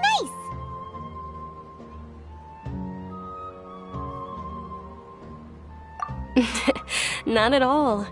Just tell me more about your adventures when you next get the chance. That's Paimon's specialty. Paimon can tell you stories next time. Oh, if you don't mind, how about we all walk around together tomorrow? All of my friends will be working the festival, and Dia's still insisting on her covert protection. Yeah, it'll be pretty hard to relax and enjoy the festival if Dia's constantly hovering over you, right? Then let's meet at the nearby bazaar first thing tomorrow morning. Have a great night. It's a deal. Good night, Dunyarzad. I may be too excited to fall asleep tonight. See you tomorrow. Paimon's starting to really look forward to the Sub-Zero festival too. Will there be lots of yummy food? Oh no. Thinking about food is just gonna keep Paimon up all night. The earlier we sleep, the better. Let's go inside, traveler.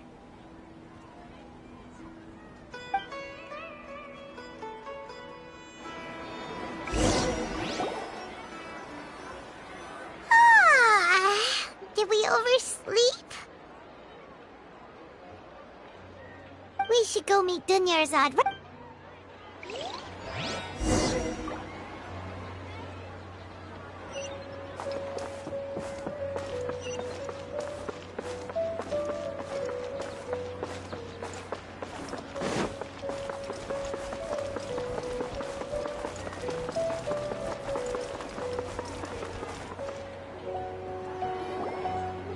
Traveler, Paimon, I've been waiting for you two. Good morning, Dunyarzad. We must have overslept a little bit. Not at all. I arrived early. Today is finally here. I must cherish every moment as if it were gold. You've worked so hard for this day. You gotta enjoy it to the fullest. You know it. It's just that, as expected, I had some trouble falling asleep last night. I'm hoping my body won't be too much of an issue today. Well, shall we? Let's start with the stalls over there. Many vendors came out of the blue to support the event, and they insisted on covering costs themselves. Let's go give them some business. They paid for everything out of pocket? Oh, sounds like they're not in this just for the Mora.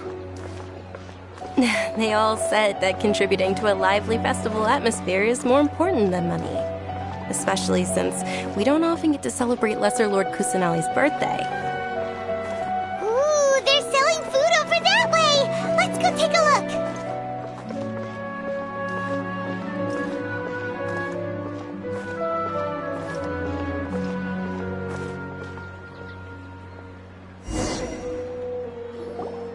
This is a stall offering foods from the Haftmewa feast. Oh, you could tell straight away. I thought most people nowadays wouldn't know. Mushrooms, flowers, and all kind of fruit? It's all vegetarian stuff. Oh, Paimon's a little disappointed. So, what's the Hoft Mewa feast you mentioned just now? It's another Sub-Zero's festival tradition. People used to set their tables with 7 different foods. Generally speaking, the most common selections were foods like Rukashava mushrooms, Nilopala lotuses, Sumeru roses, Sunsettias, Kapalatas, Hara fruits, and Zaytun peaches. So, the Sub-Zero festival is a vegetarian holiday? You don't have to be a vegetarian to enjoy the spread. We just use the 7 foods to symbolize the 7 virtues of the Dendro Archon. Wait, but if that's the case, if Sumeru uses vegetarian food to represent the Dendro Archon, then wouldn't the Pyro Archon's festival be full of food like roasted fowl, juicy meatballs, grilled steak? Oh, Traveler, we have to go to Natlan as soon as possible! I hope your wish comes true one day, Paimon. Thanks! Alright, how about we also check out some of these other stalls?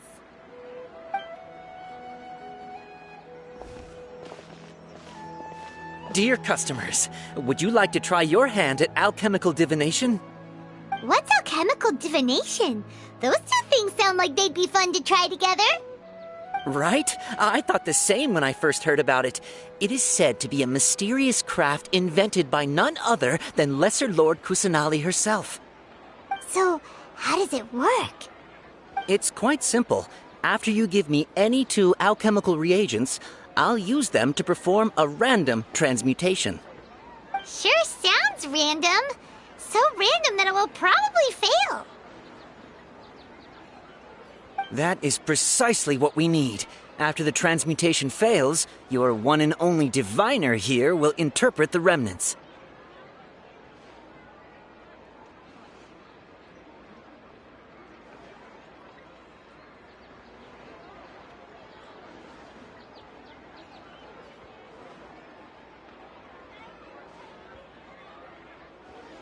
Well, according to Lesser Lord Kusanali, everything is interconnected, and all that occurs can be traced back to fate.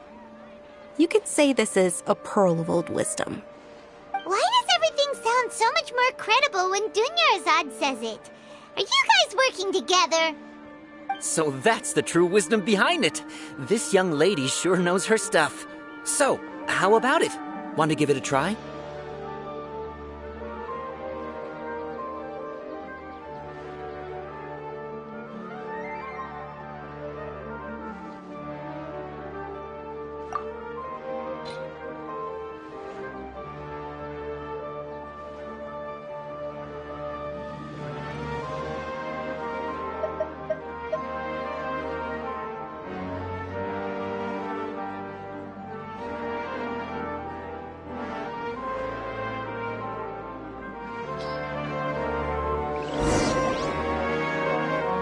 Okay, one moment. It's the moon. Paimon wants to take a look too! Is it? It looks more like a pie that Paimon bit into. Generally speaking, the moon signifies... It means... Wait a moment. Is he really looking it up in a book? Oh, I remember now. It means illusions and lies. Illusions and lies? That sounds rather ominous. Yes, but this book says that if you trust your intuition and overcome your fears, the sun will surely rise. He's not even trying to hide his book anymore. Naturally, fate will only ever show you the beginning of a journey. It is up to you to forge your own ending. Oh, thank you so much. I'll keep that in mind. Oh, it's nothing. I'm just learning as I go. Guess that was still pretty interesting. Okay, on to the next stall. They say the Sub-Zero's festival was very lively a long, long time ago. Large flower carriages used to parade through the city. As they headed towards Port Ormos, people would throw flowers, candy, and liquor all along the way. Dunyarzad's eyes are sparkling right now. I wish I could have seen that spectacle. But if you ask me, I'm sure Nilu's dance of Sub-Zeros will be just as impressive.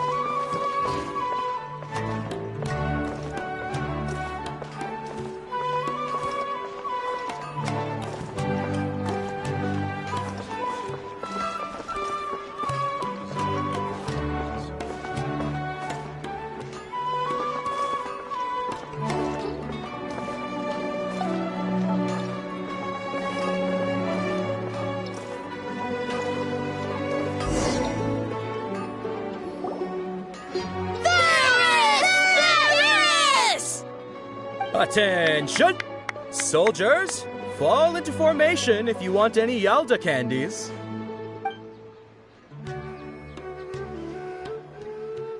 It's a weird guy with a weird hat.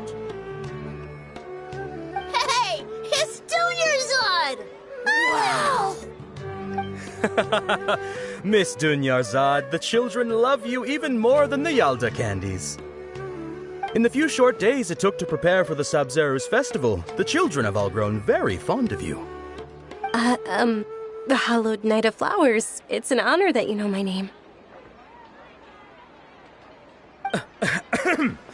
Attention! In the name of Ferris, the Knight of Flowers, I commend you on your contributions to the glorious Sub-Zero's festival. All right, little soldiers. Take your Yalda candies and don't forget your loyalty to Lesser Lord Kusanali. Dismissed! Yes, Knight Ferris! Just what is going on here? Ferris, the Knight of Flowers, is another Sub-Zero's festival icon, and one immensely popular with children. In the past, the actor portraying Ferris would also sit on a flower carriage. It's all thanks to Miss Dunyarzad's sponsorship that the children can make such wonderful memories today. As are we to you, Vihar. Oh, not at all. Oh, speaking of tradition, do you want some Yalda candies? They're a festival staple, and I happen to have some boxes readied here. Take a look and pick whichever one you want. Whichever one? Don't these boxes all look the same? That is the fun part. Each box contains a random flavor. It's up to the luck of the draw. Flavors include lavender melon, hara fruit, sunsetia. Ooh, those all sound pretty good. And there's also lizard tail and oni kabuto. Huh? What's up with those two flavors? Oni kabuto is a little spicier than lizard tail.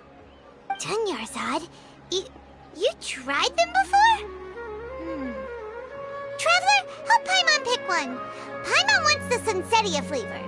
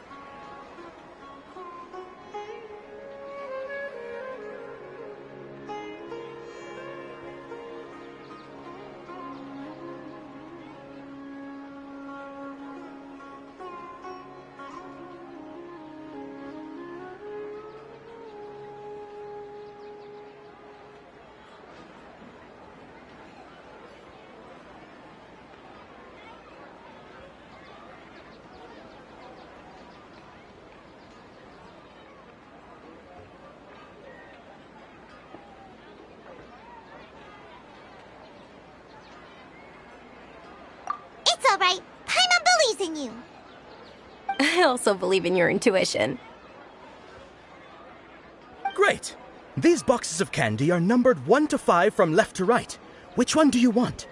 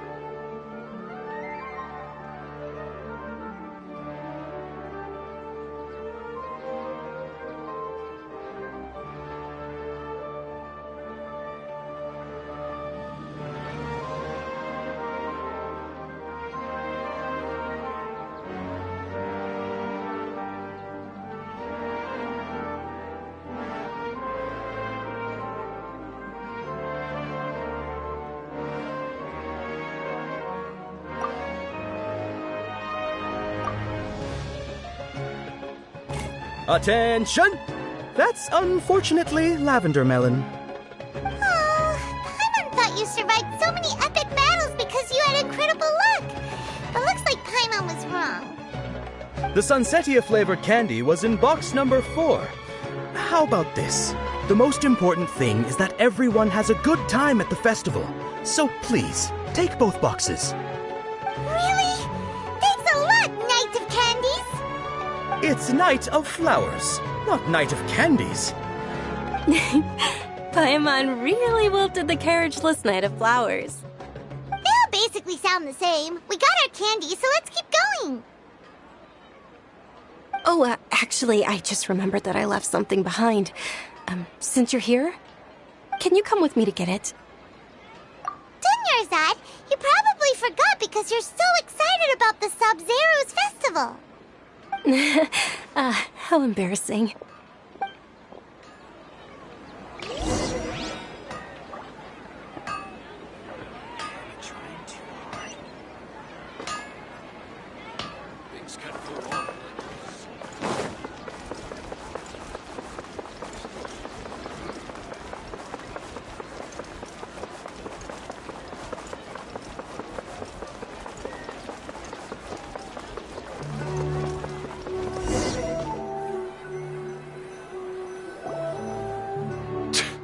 We're too late.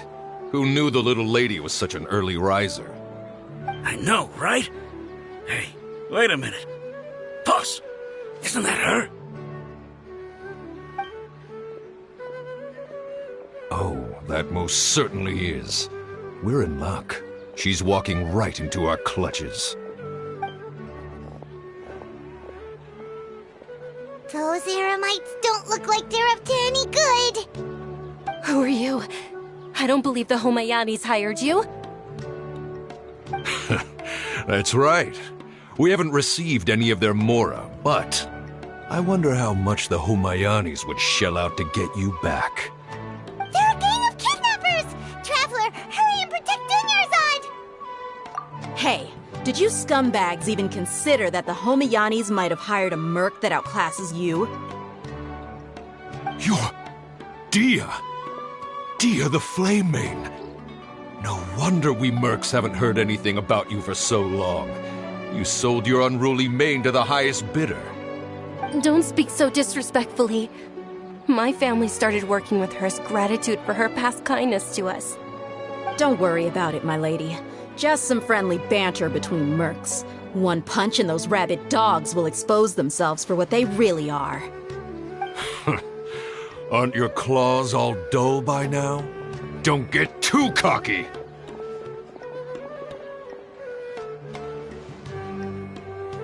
Traveler, take Miss Dunyarzad to a safe location. No! We're gonna stay and help! There's too many of them!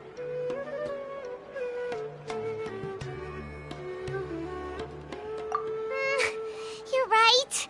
Alright, fine. Please be careful, Dia. Don't waste your time worrying about me. This is my job. Look out for yourself. After I've wiped the floor with them, I'll go find you all.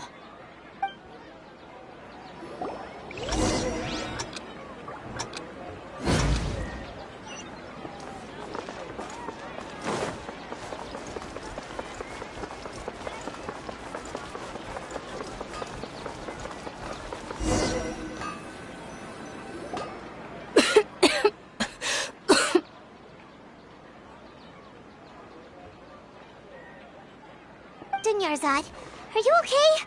You look a little pale. Are you in shock? I'm fine. My body always reacts like this whenever I exert myself too much. You sure you're okay? I'll be fine after some rest. I'm more worried about Dia. After all, none of this would have happened if I hadn't insisted on coming out today. Yeah, don't worry.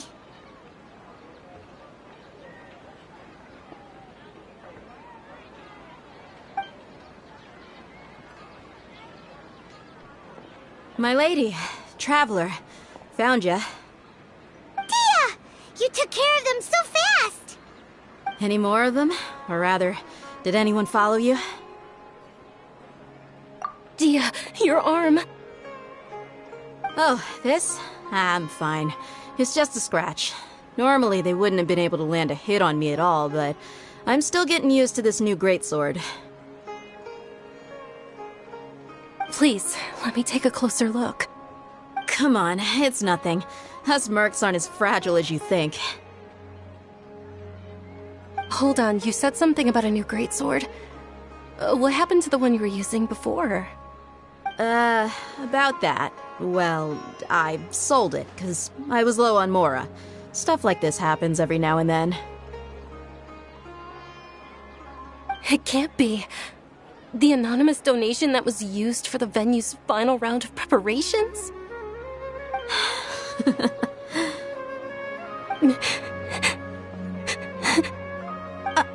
Hey, Miss Dunyarzad, I wasn't trying to make you cry. I'm not gonna lose my commission because I made my employer cry, am I? Okay, making your employer cry won't affect your commission, but selling your weapon without permission and getting hurt? I'll have to reevaluate your performance.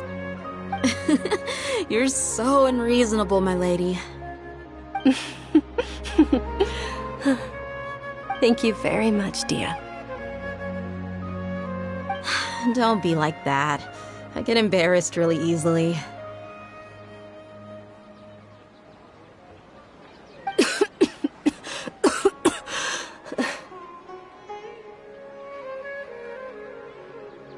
you feeling unwell again, Dunyarzad? My lady, your condition. Traveler, can you take her somewhere to rest?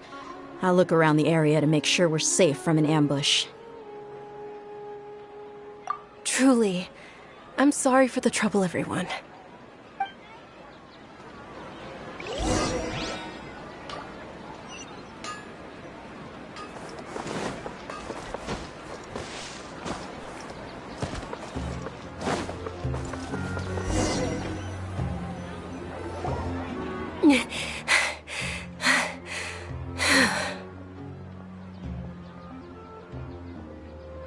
Are you feeling better, Dunyarzad? Yes, much better. Just give me a few moments and I'll be good to go. I didn't realize you were concerned about it. I guess I shouldn't continue to keep it a secret. I was actually born with Elazar. It's terminal now. Can't believe it's Elazar! Oh, you've already heard of Elazar. In that case, you probably know about its severity. Sumeru's current medical advancements still haven't been able to find a cure. The disease's progression can only be delayed through environmental therapy. Dunyarzad. There's no need to be sad. I've always lived with Elazar and I came to terms with it a long time ago. Compared to the simple fact that I'm afflicted with this, its effects on my life have been much more painful. I know that my family loves me dearly. They've done all they can to provide the best environment for me so that I can live for that much longer.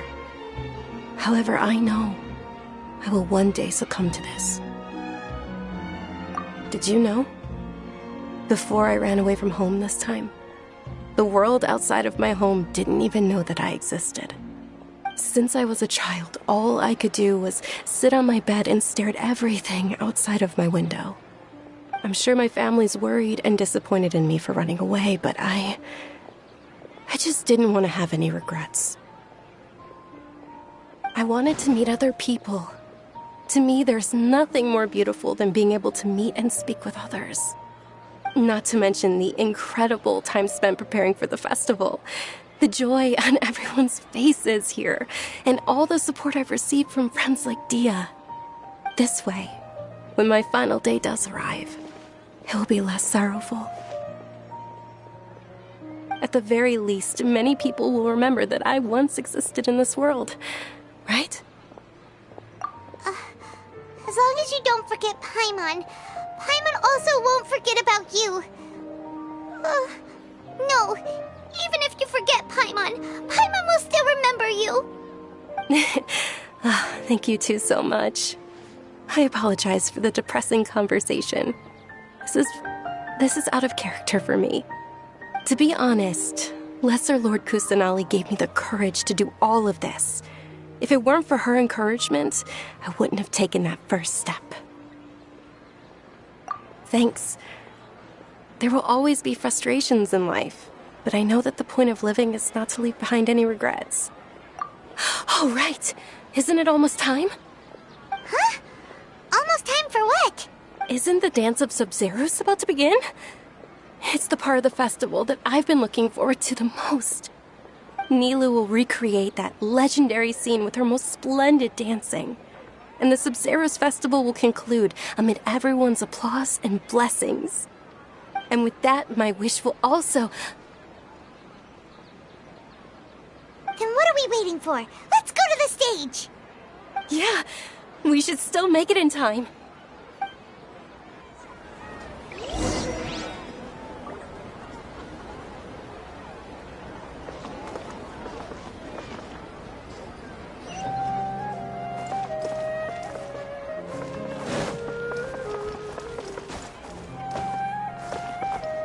Time to go.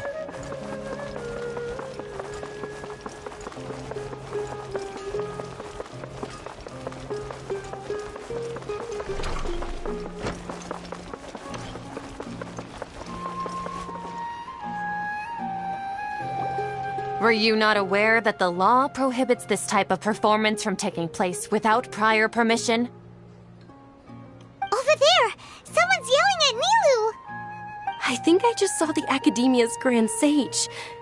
Why is he here in person? But the Dance of Sub-Zerus is one of the key parts of the Sub-Zerus Festival. If we can't perform it... The Sub-Zerus Festival. The law also prohibits the private hosting of large-scale religious festivals. Only the Academia can host such an event. If you continue to resist, we will have to order an investigation into every single event organizer. The Grand Sage has already granted you much leniency. I advise that you exercise tact. How did things turn out like this? The Academia was originally responsible for the Sub-Zerus Festival, but they failed this responsibility for many years. I need to speak with them.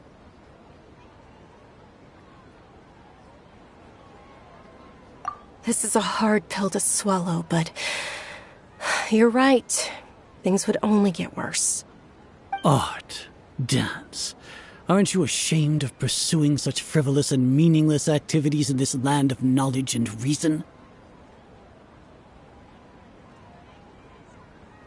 Our Archon created the utopia that is Sumeru City for all scholars who sought validity, verity, and truth, while people like you wish to defile it. No. I believe that our Archon never rejected the arts. Even the goddess of flowers dedicated a dance to her. With your lack of intellectual credentials, I do not believe you are qualified to debate with me. What you should be doing is finding workers to tear down this ridiculous eyesore.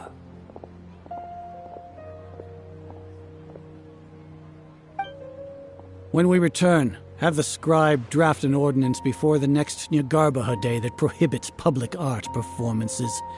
We will announce it to the public later via the Akasha. Understood. I will inform him when I return.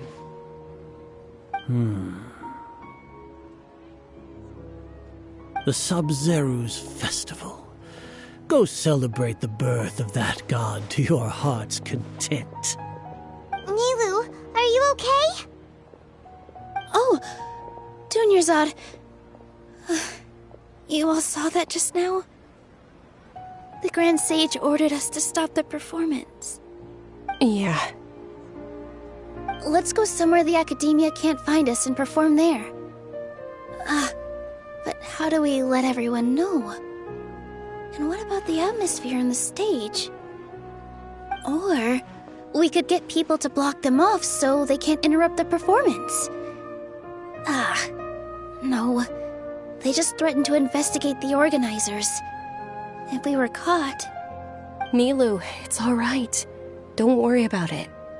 But you've been looking forward to the Dance of Sub-Zerus so much, and I know how important this festival is to you. I don't want you to have any regrets. It's okay. Seeing you care this much about my feelings is more than enough. It would be too risky to continue the Sub-Zerus Festival at this point. I don't want to get everyone in trouble. If you say so. But you can sneak out for the next Sub-Zerus Festival, right?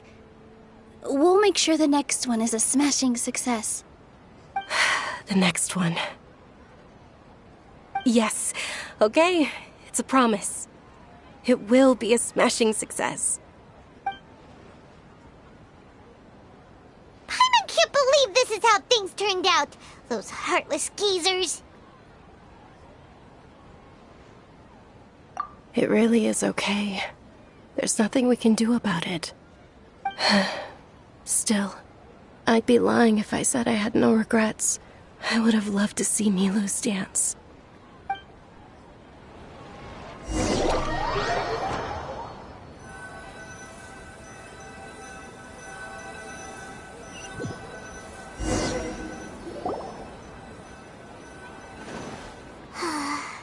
A lot happened today. It's a shame the festival ended the way it did. Milu and Dunyarzad promised to make the next Sub-Zero's festival a success, but Dunyarzad is running out of time.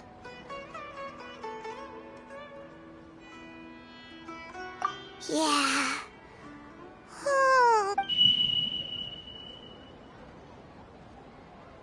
All connections have been secured to construct the most stable framework possible.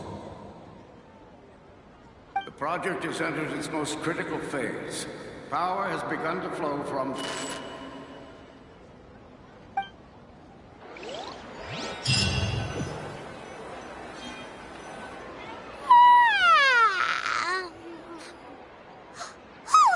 gonna be late! It's all because you wouldn't get out of bed! We should go meet Dunyarzad right away!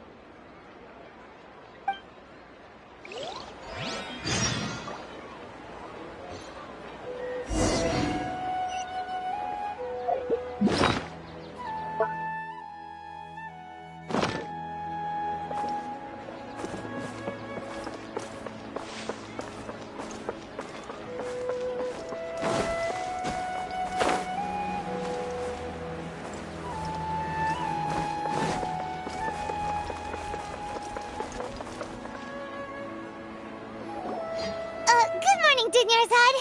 Sorry we're late. Not at all. I arrived early. You seem kinda tired. Did you not get enough sleep? I'm doing well. There's no need to worry. Shall we go? Let's start with the stalls over there. Sure! Traveler?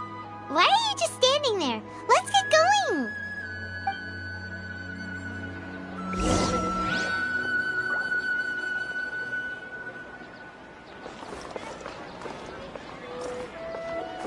Ooh, they're selling food over that way! Let's go take a look!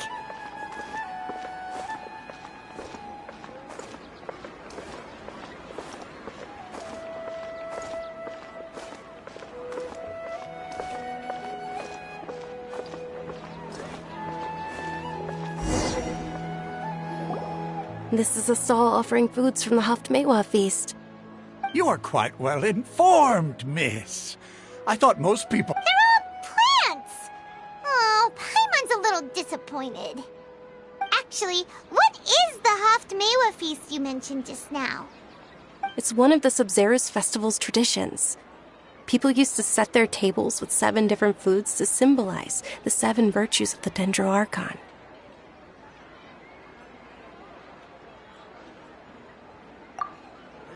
Appear to be in the form of the moon. Really? Paimon thought it looked like some kind of food. The moon signifies... It's escaping me for now. Wait a moment. Is he really looking it up in a book? Oh, right. It means illusions and lies. But if you trust your intuition and overcome your fears, the sun will surely rise.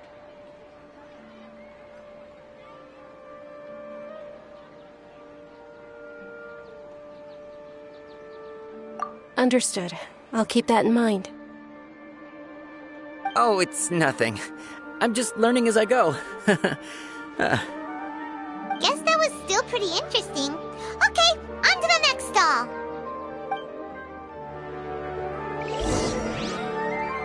So, where to next?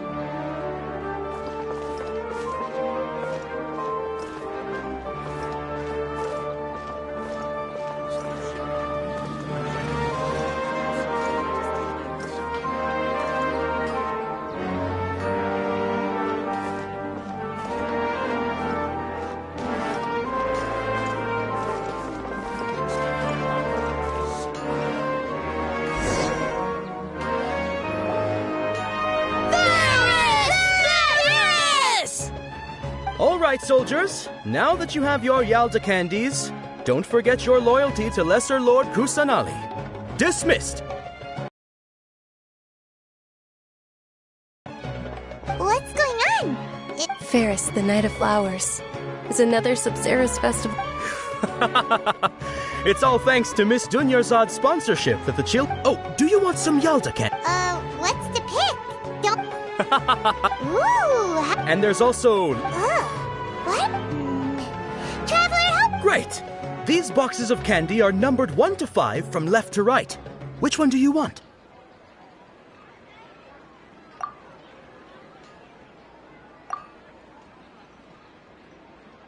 Ah, excellently chosen. Number 4 is indeed Sunsetia. Ha-ha! Paimon bet you had incredible luck, and Paimon was right!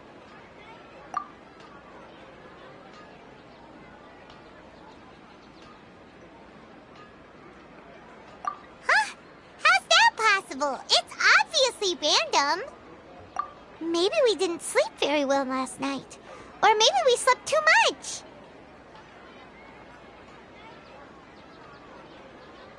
Oh, sure. Huh? Where are you going? You're just gonna walk off like that?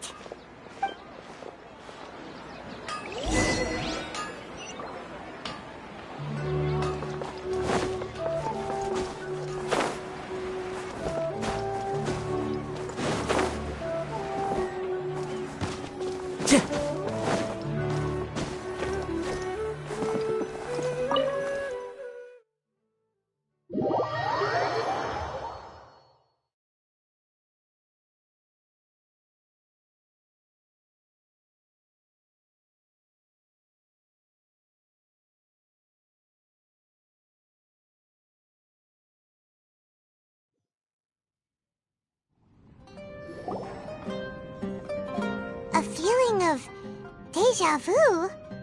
Oh, Paimon knows what that is. It's when you feel like you've already experienced whatever is going on. In that case, Paimon also felt something like that today. But that's just our brains playing tricks on us, isn't it? So why'd you run here in such a hurry?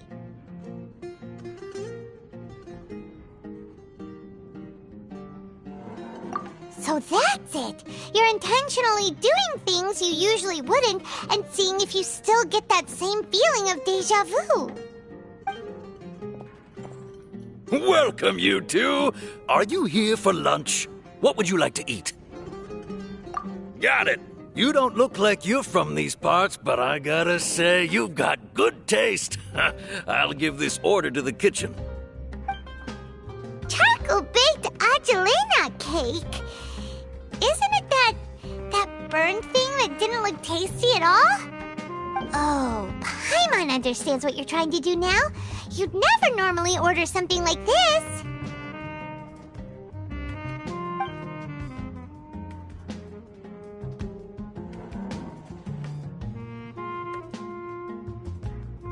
That thing? Are you really gonna eat it? Isn't this going a bit too far?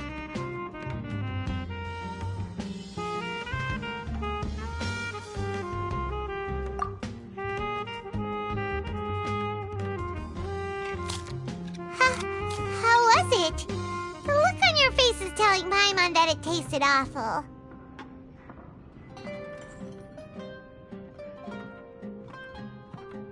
Then, you mean...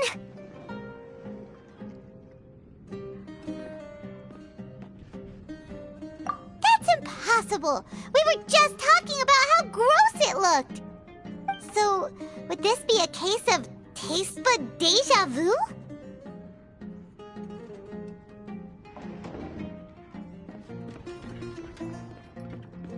Paimon also gets the impression that we've been here many times, even though we aren't regulars.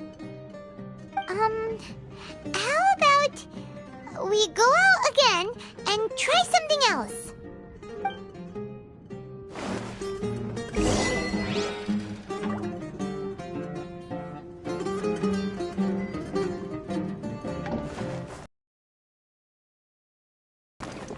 Time to go.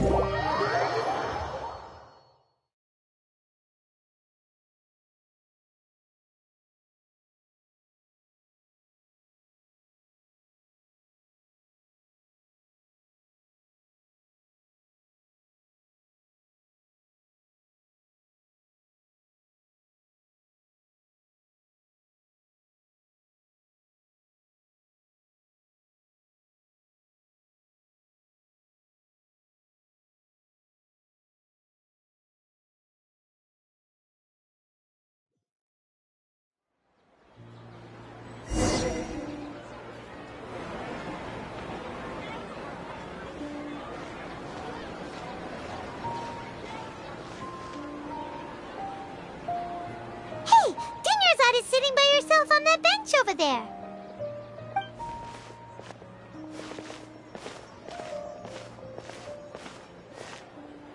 What a coincidence, Dunyarzad. We meet again.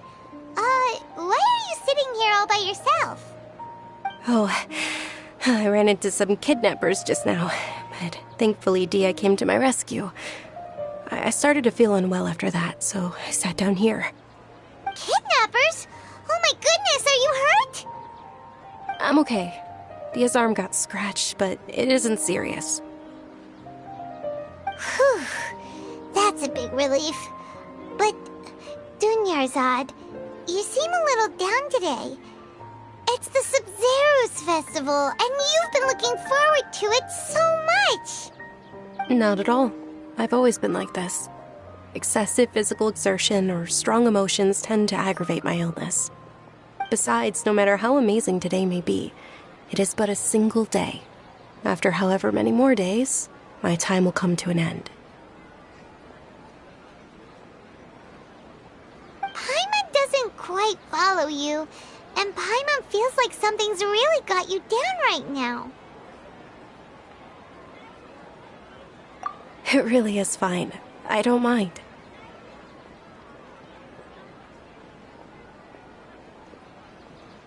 Huh? Did something happen? Dunyarzad, have you ever felt deja vu? You know, like when you've already experienced something that's happening right now? Deja vu? No. But my days have been the same for years now. Even if I were feeling deja vu, I suppose I would already be used to it. Oh, Paimon sees. Then, is it only the two of us? It's almost time. Huh? Time for what? Nilou's Dance of Sub-Zeros is about to begin. Let's go.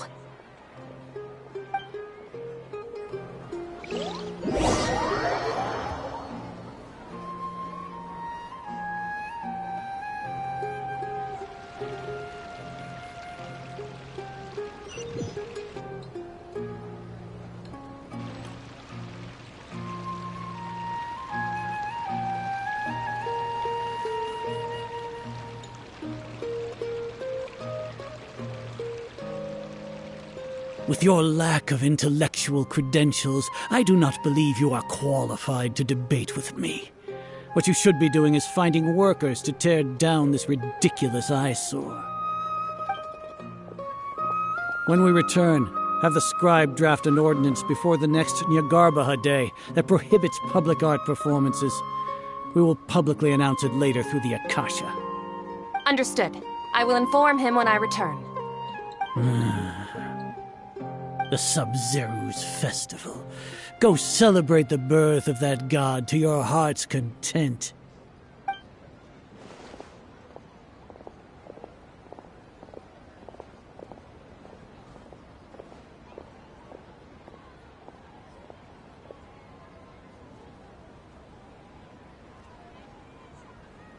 Nilou, are you okay? Oh, Dunyarzad. The Grand Sage ordered us to stop the performance. It's okay. There's nothing we can do about it. But you've been really looking forward to this. I don't want you to have any regrets.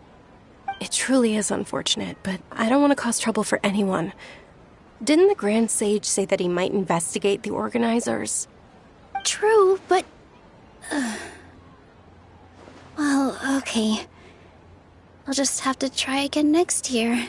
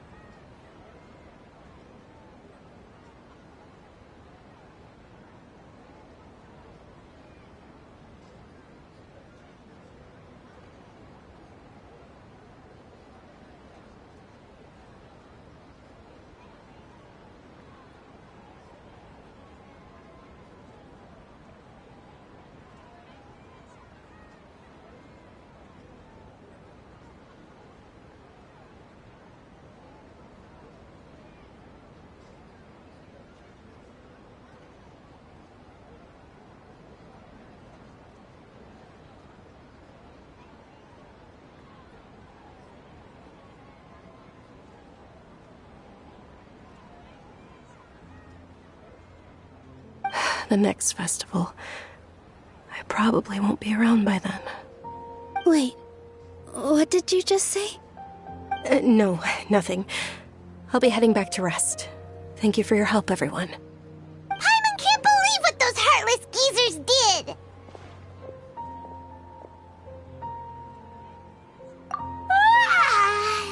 Did Dunyarzad already go back?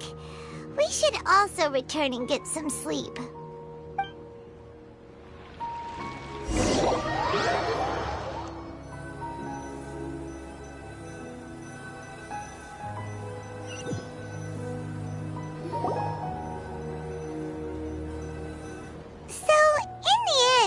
You still couldn't figure out what that deja vu feeling was all about? Maybe it really was because of exhaustion.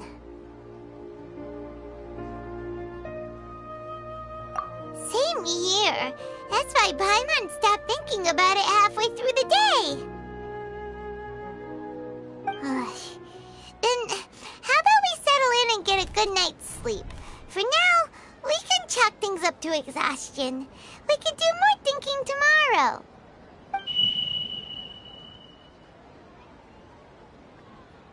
Observing a modest drop in the output of jnana energy, but values still remain within normal parameters. Continue to monitor for variances in the data and find the cause as soon as possible.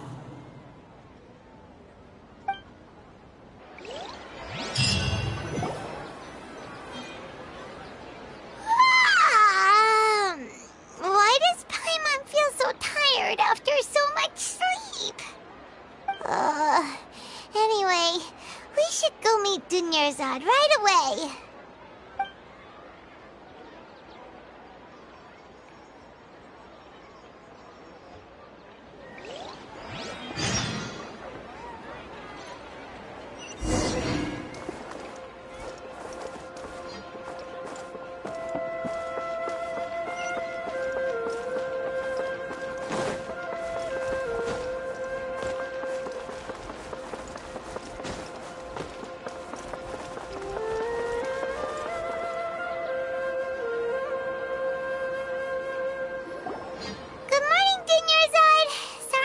You waiting? Not at all. I arrived early. Huh? Paimon thinks you sound kinda tired. Did you not get enough sleep? I'm doing well. There's no need to worry. Shall we go? Let's start with the stalls over there. Great idea! Let's get going! Traveler?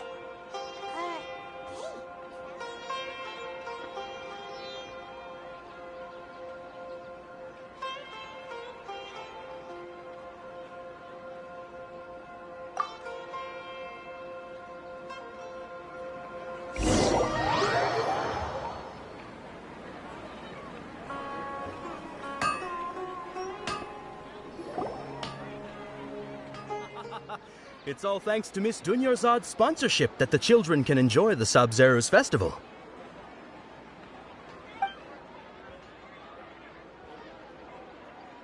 Oh, are you interested in Yalda candies? I have some boxes of candy here. Pick whichever one you want. Not much of a choice.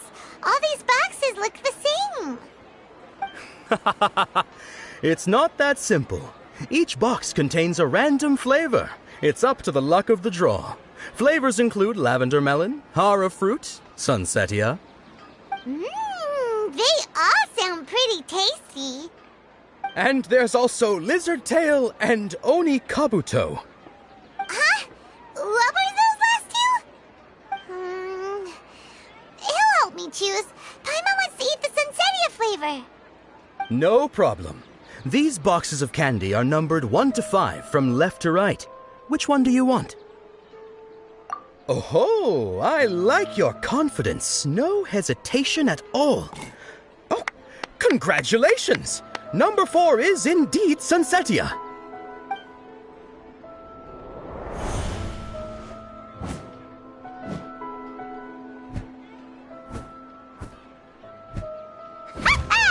Paimon knew he always had a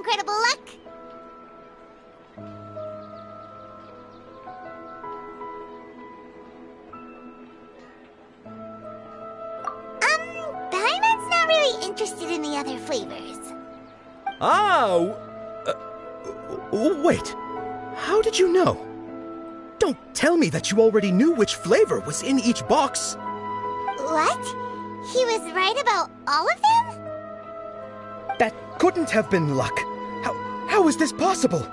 I packed all those boxes this morning, and they've been sealed ever since. You couldn't have known beforehand. Mind reading? X-ray vision? Or some kind of magic trick? This is way too freaky. Tell us what's going on! Since when did you get superpowers? Traveler?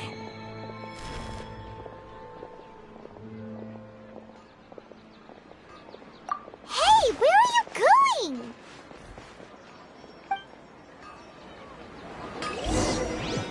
What's going on? Did you see something? Us leaving Dunyarzad without letting her know is kinda rude, you know.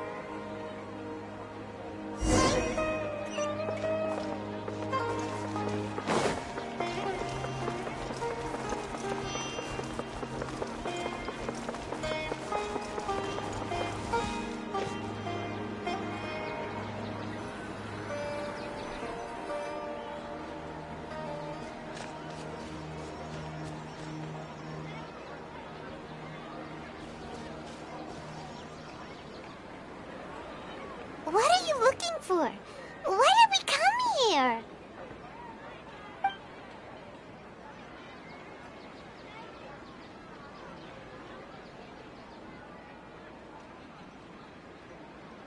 Traveler?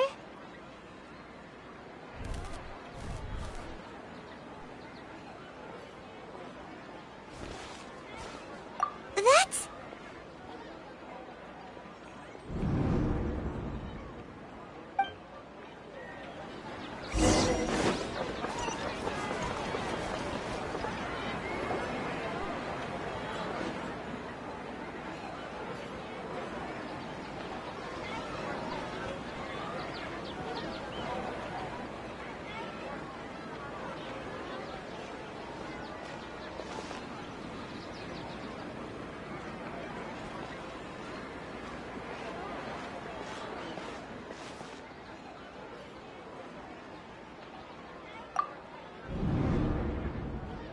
Look! That's... Isn't that Dunyarzad?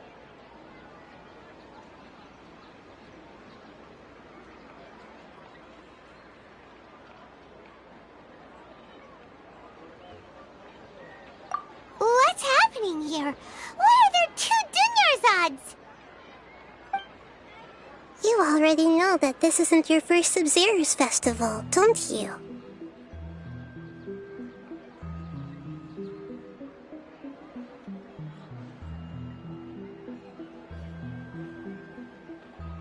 I'm sure you already know how to use this. A knowledge capsule? Where did you get it? What's inside? You should use it too, Paimon. You know Paimon?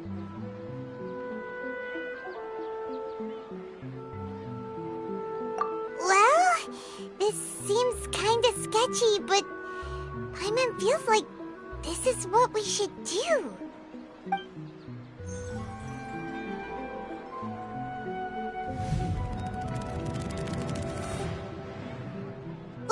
What the?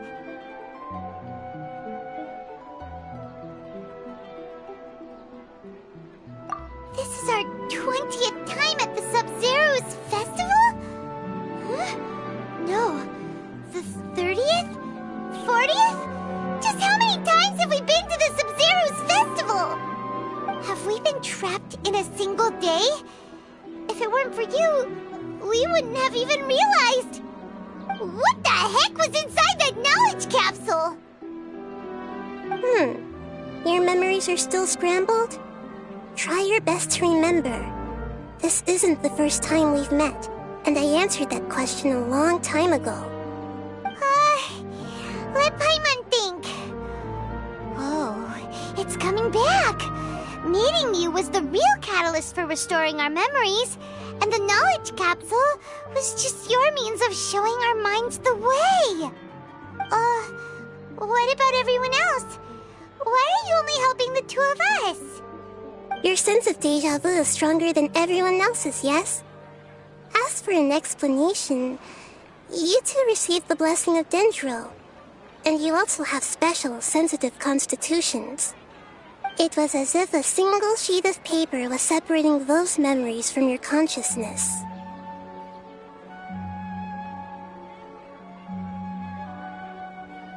A familiar question. I think this is the 7th time you asked that. As you can see, she isn't doing well. You probably sensed it too. The Dunyarzad you were just with is different from the first Dunyarzad you met. That first Dunyarzad is in front of you right now, and she doesn't have a lot of time left.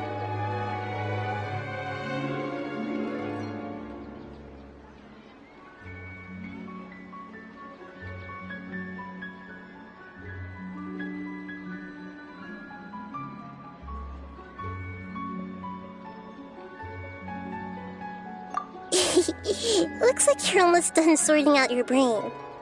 Oh yeah, I'm Nahida.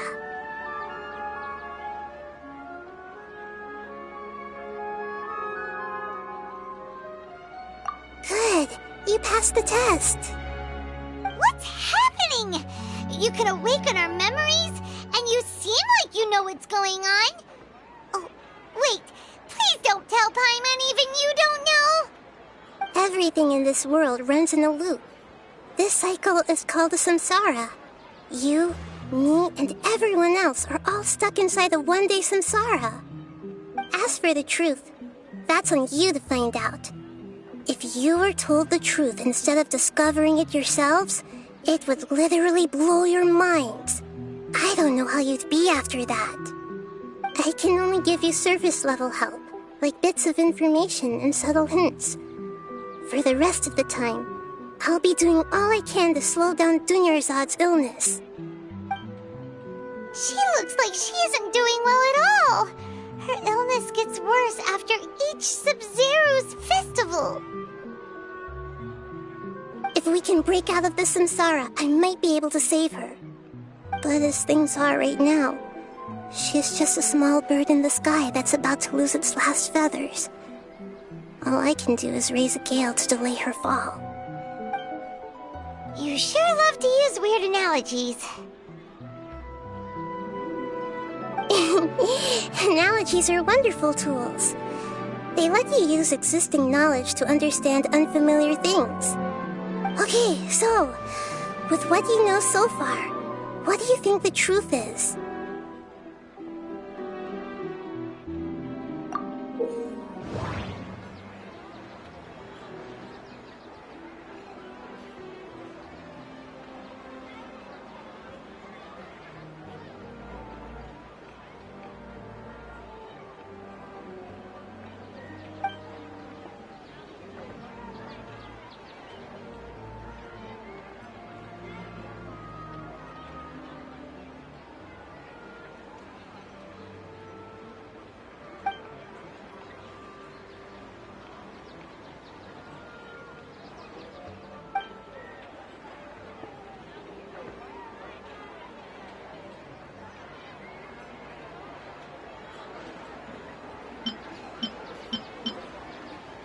We've already experienced the Sub-Zeru's festival many times, and the day of the festival seems to be in a perpetual samsara.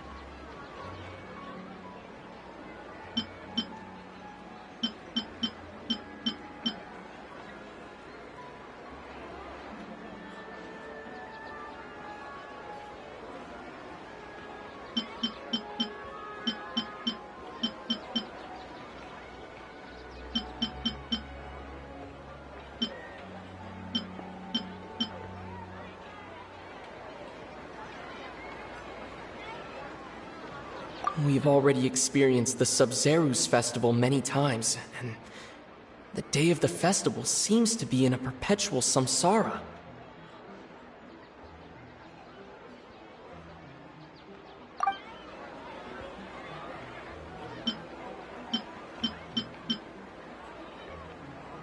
What's happening right now seems to have happened before. This feeling has been getting stronger and stronger.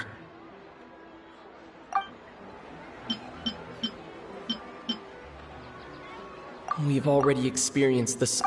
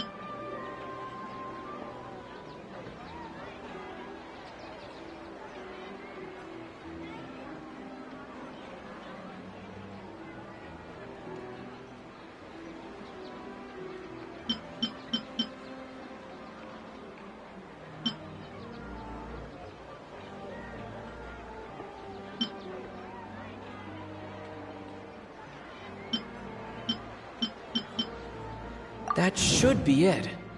The flow of time is endlessly cycling within one single day.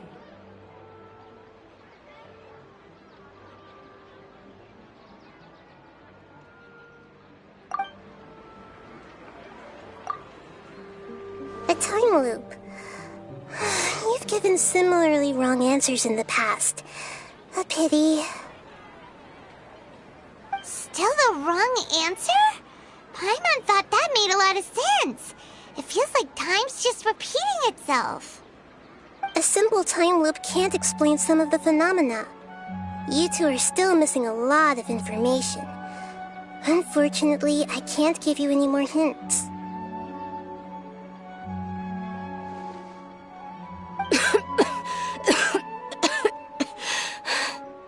Dunyarzad.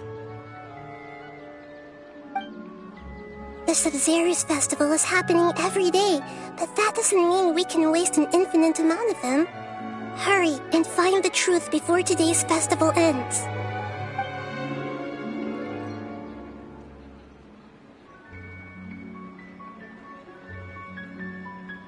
Let's think about our current situation. To save Dunyarzad, we have to escape the samsara of the Sub-Zeru's festival. And to do that, we need to figure out what's happening. The truth. Nahida rejected the idea of a time loop, so we must have missed something, right? Paimon's memories say that we've already done this many times, but let's go talk to people again. It's more productive than sitting here and scratching our heads. Why don't we start with those stall owners?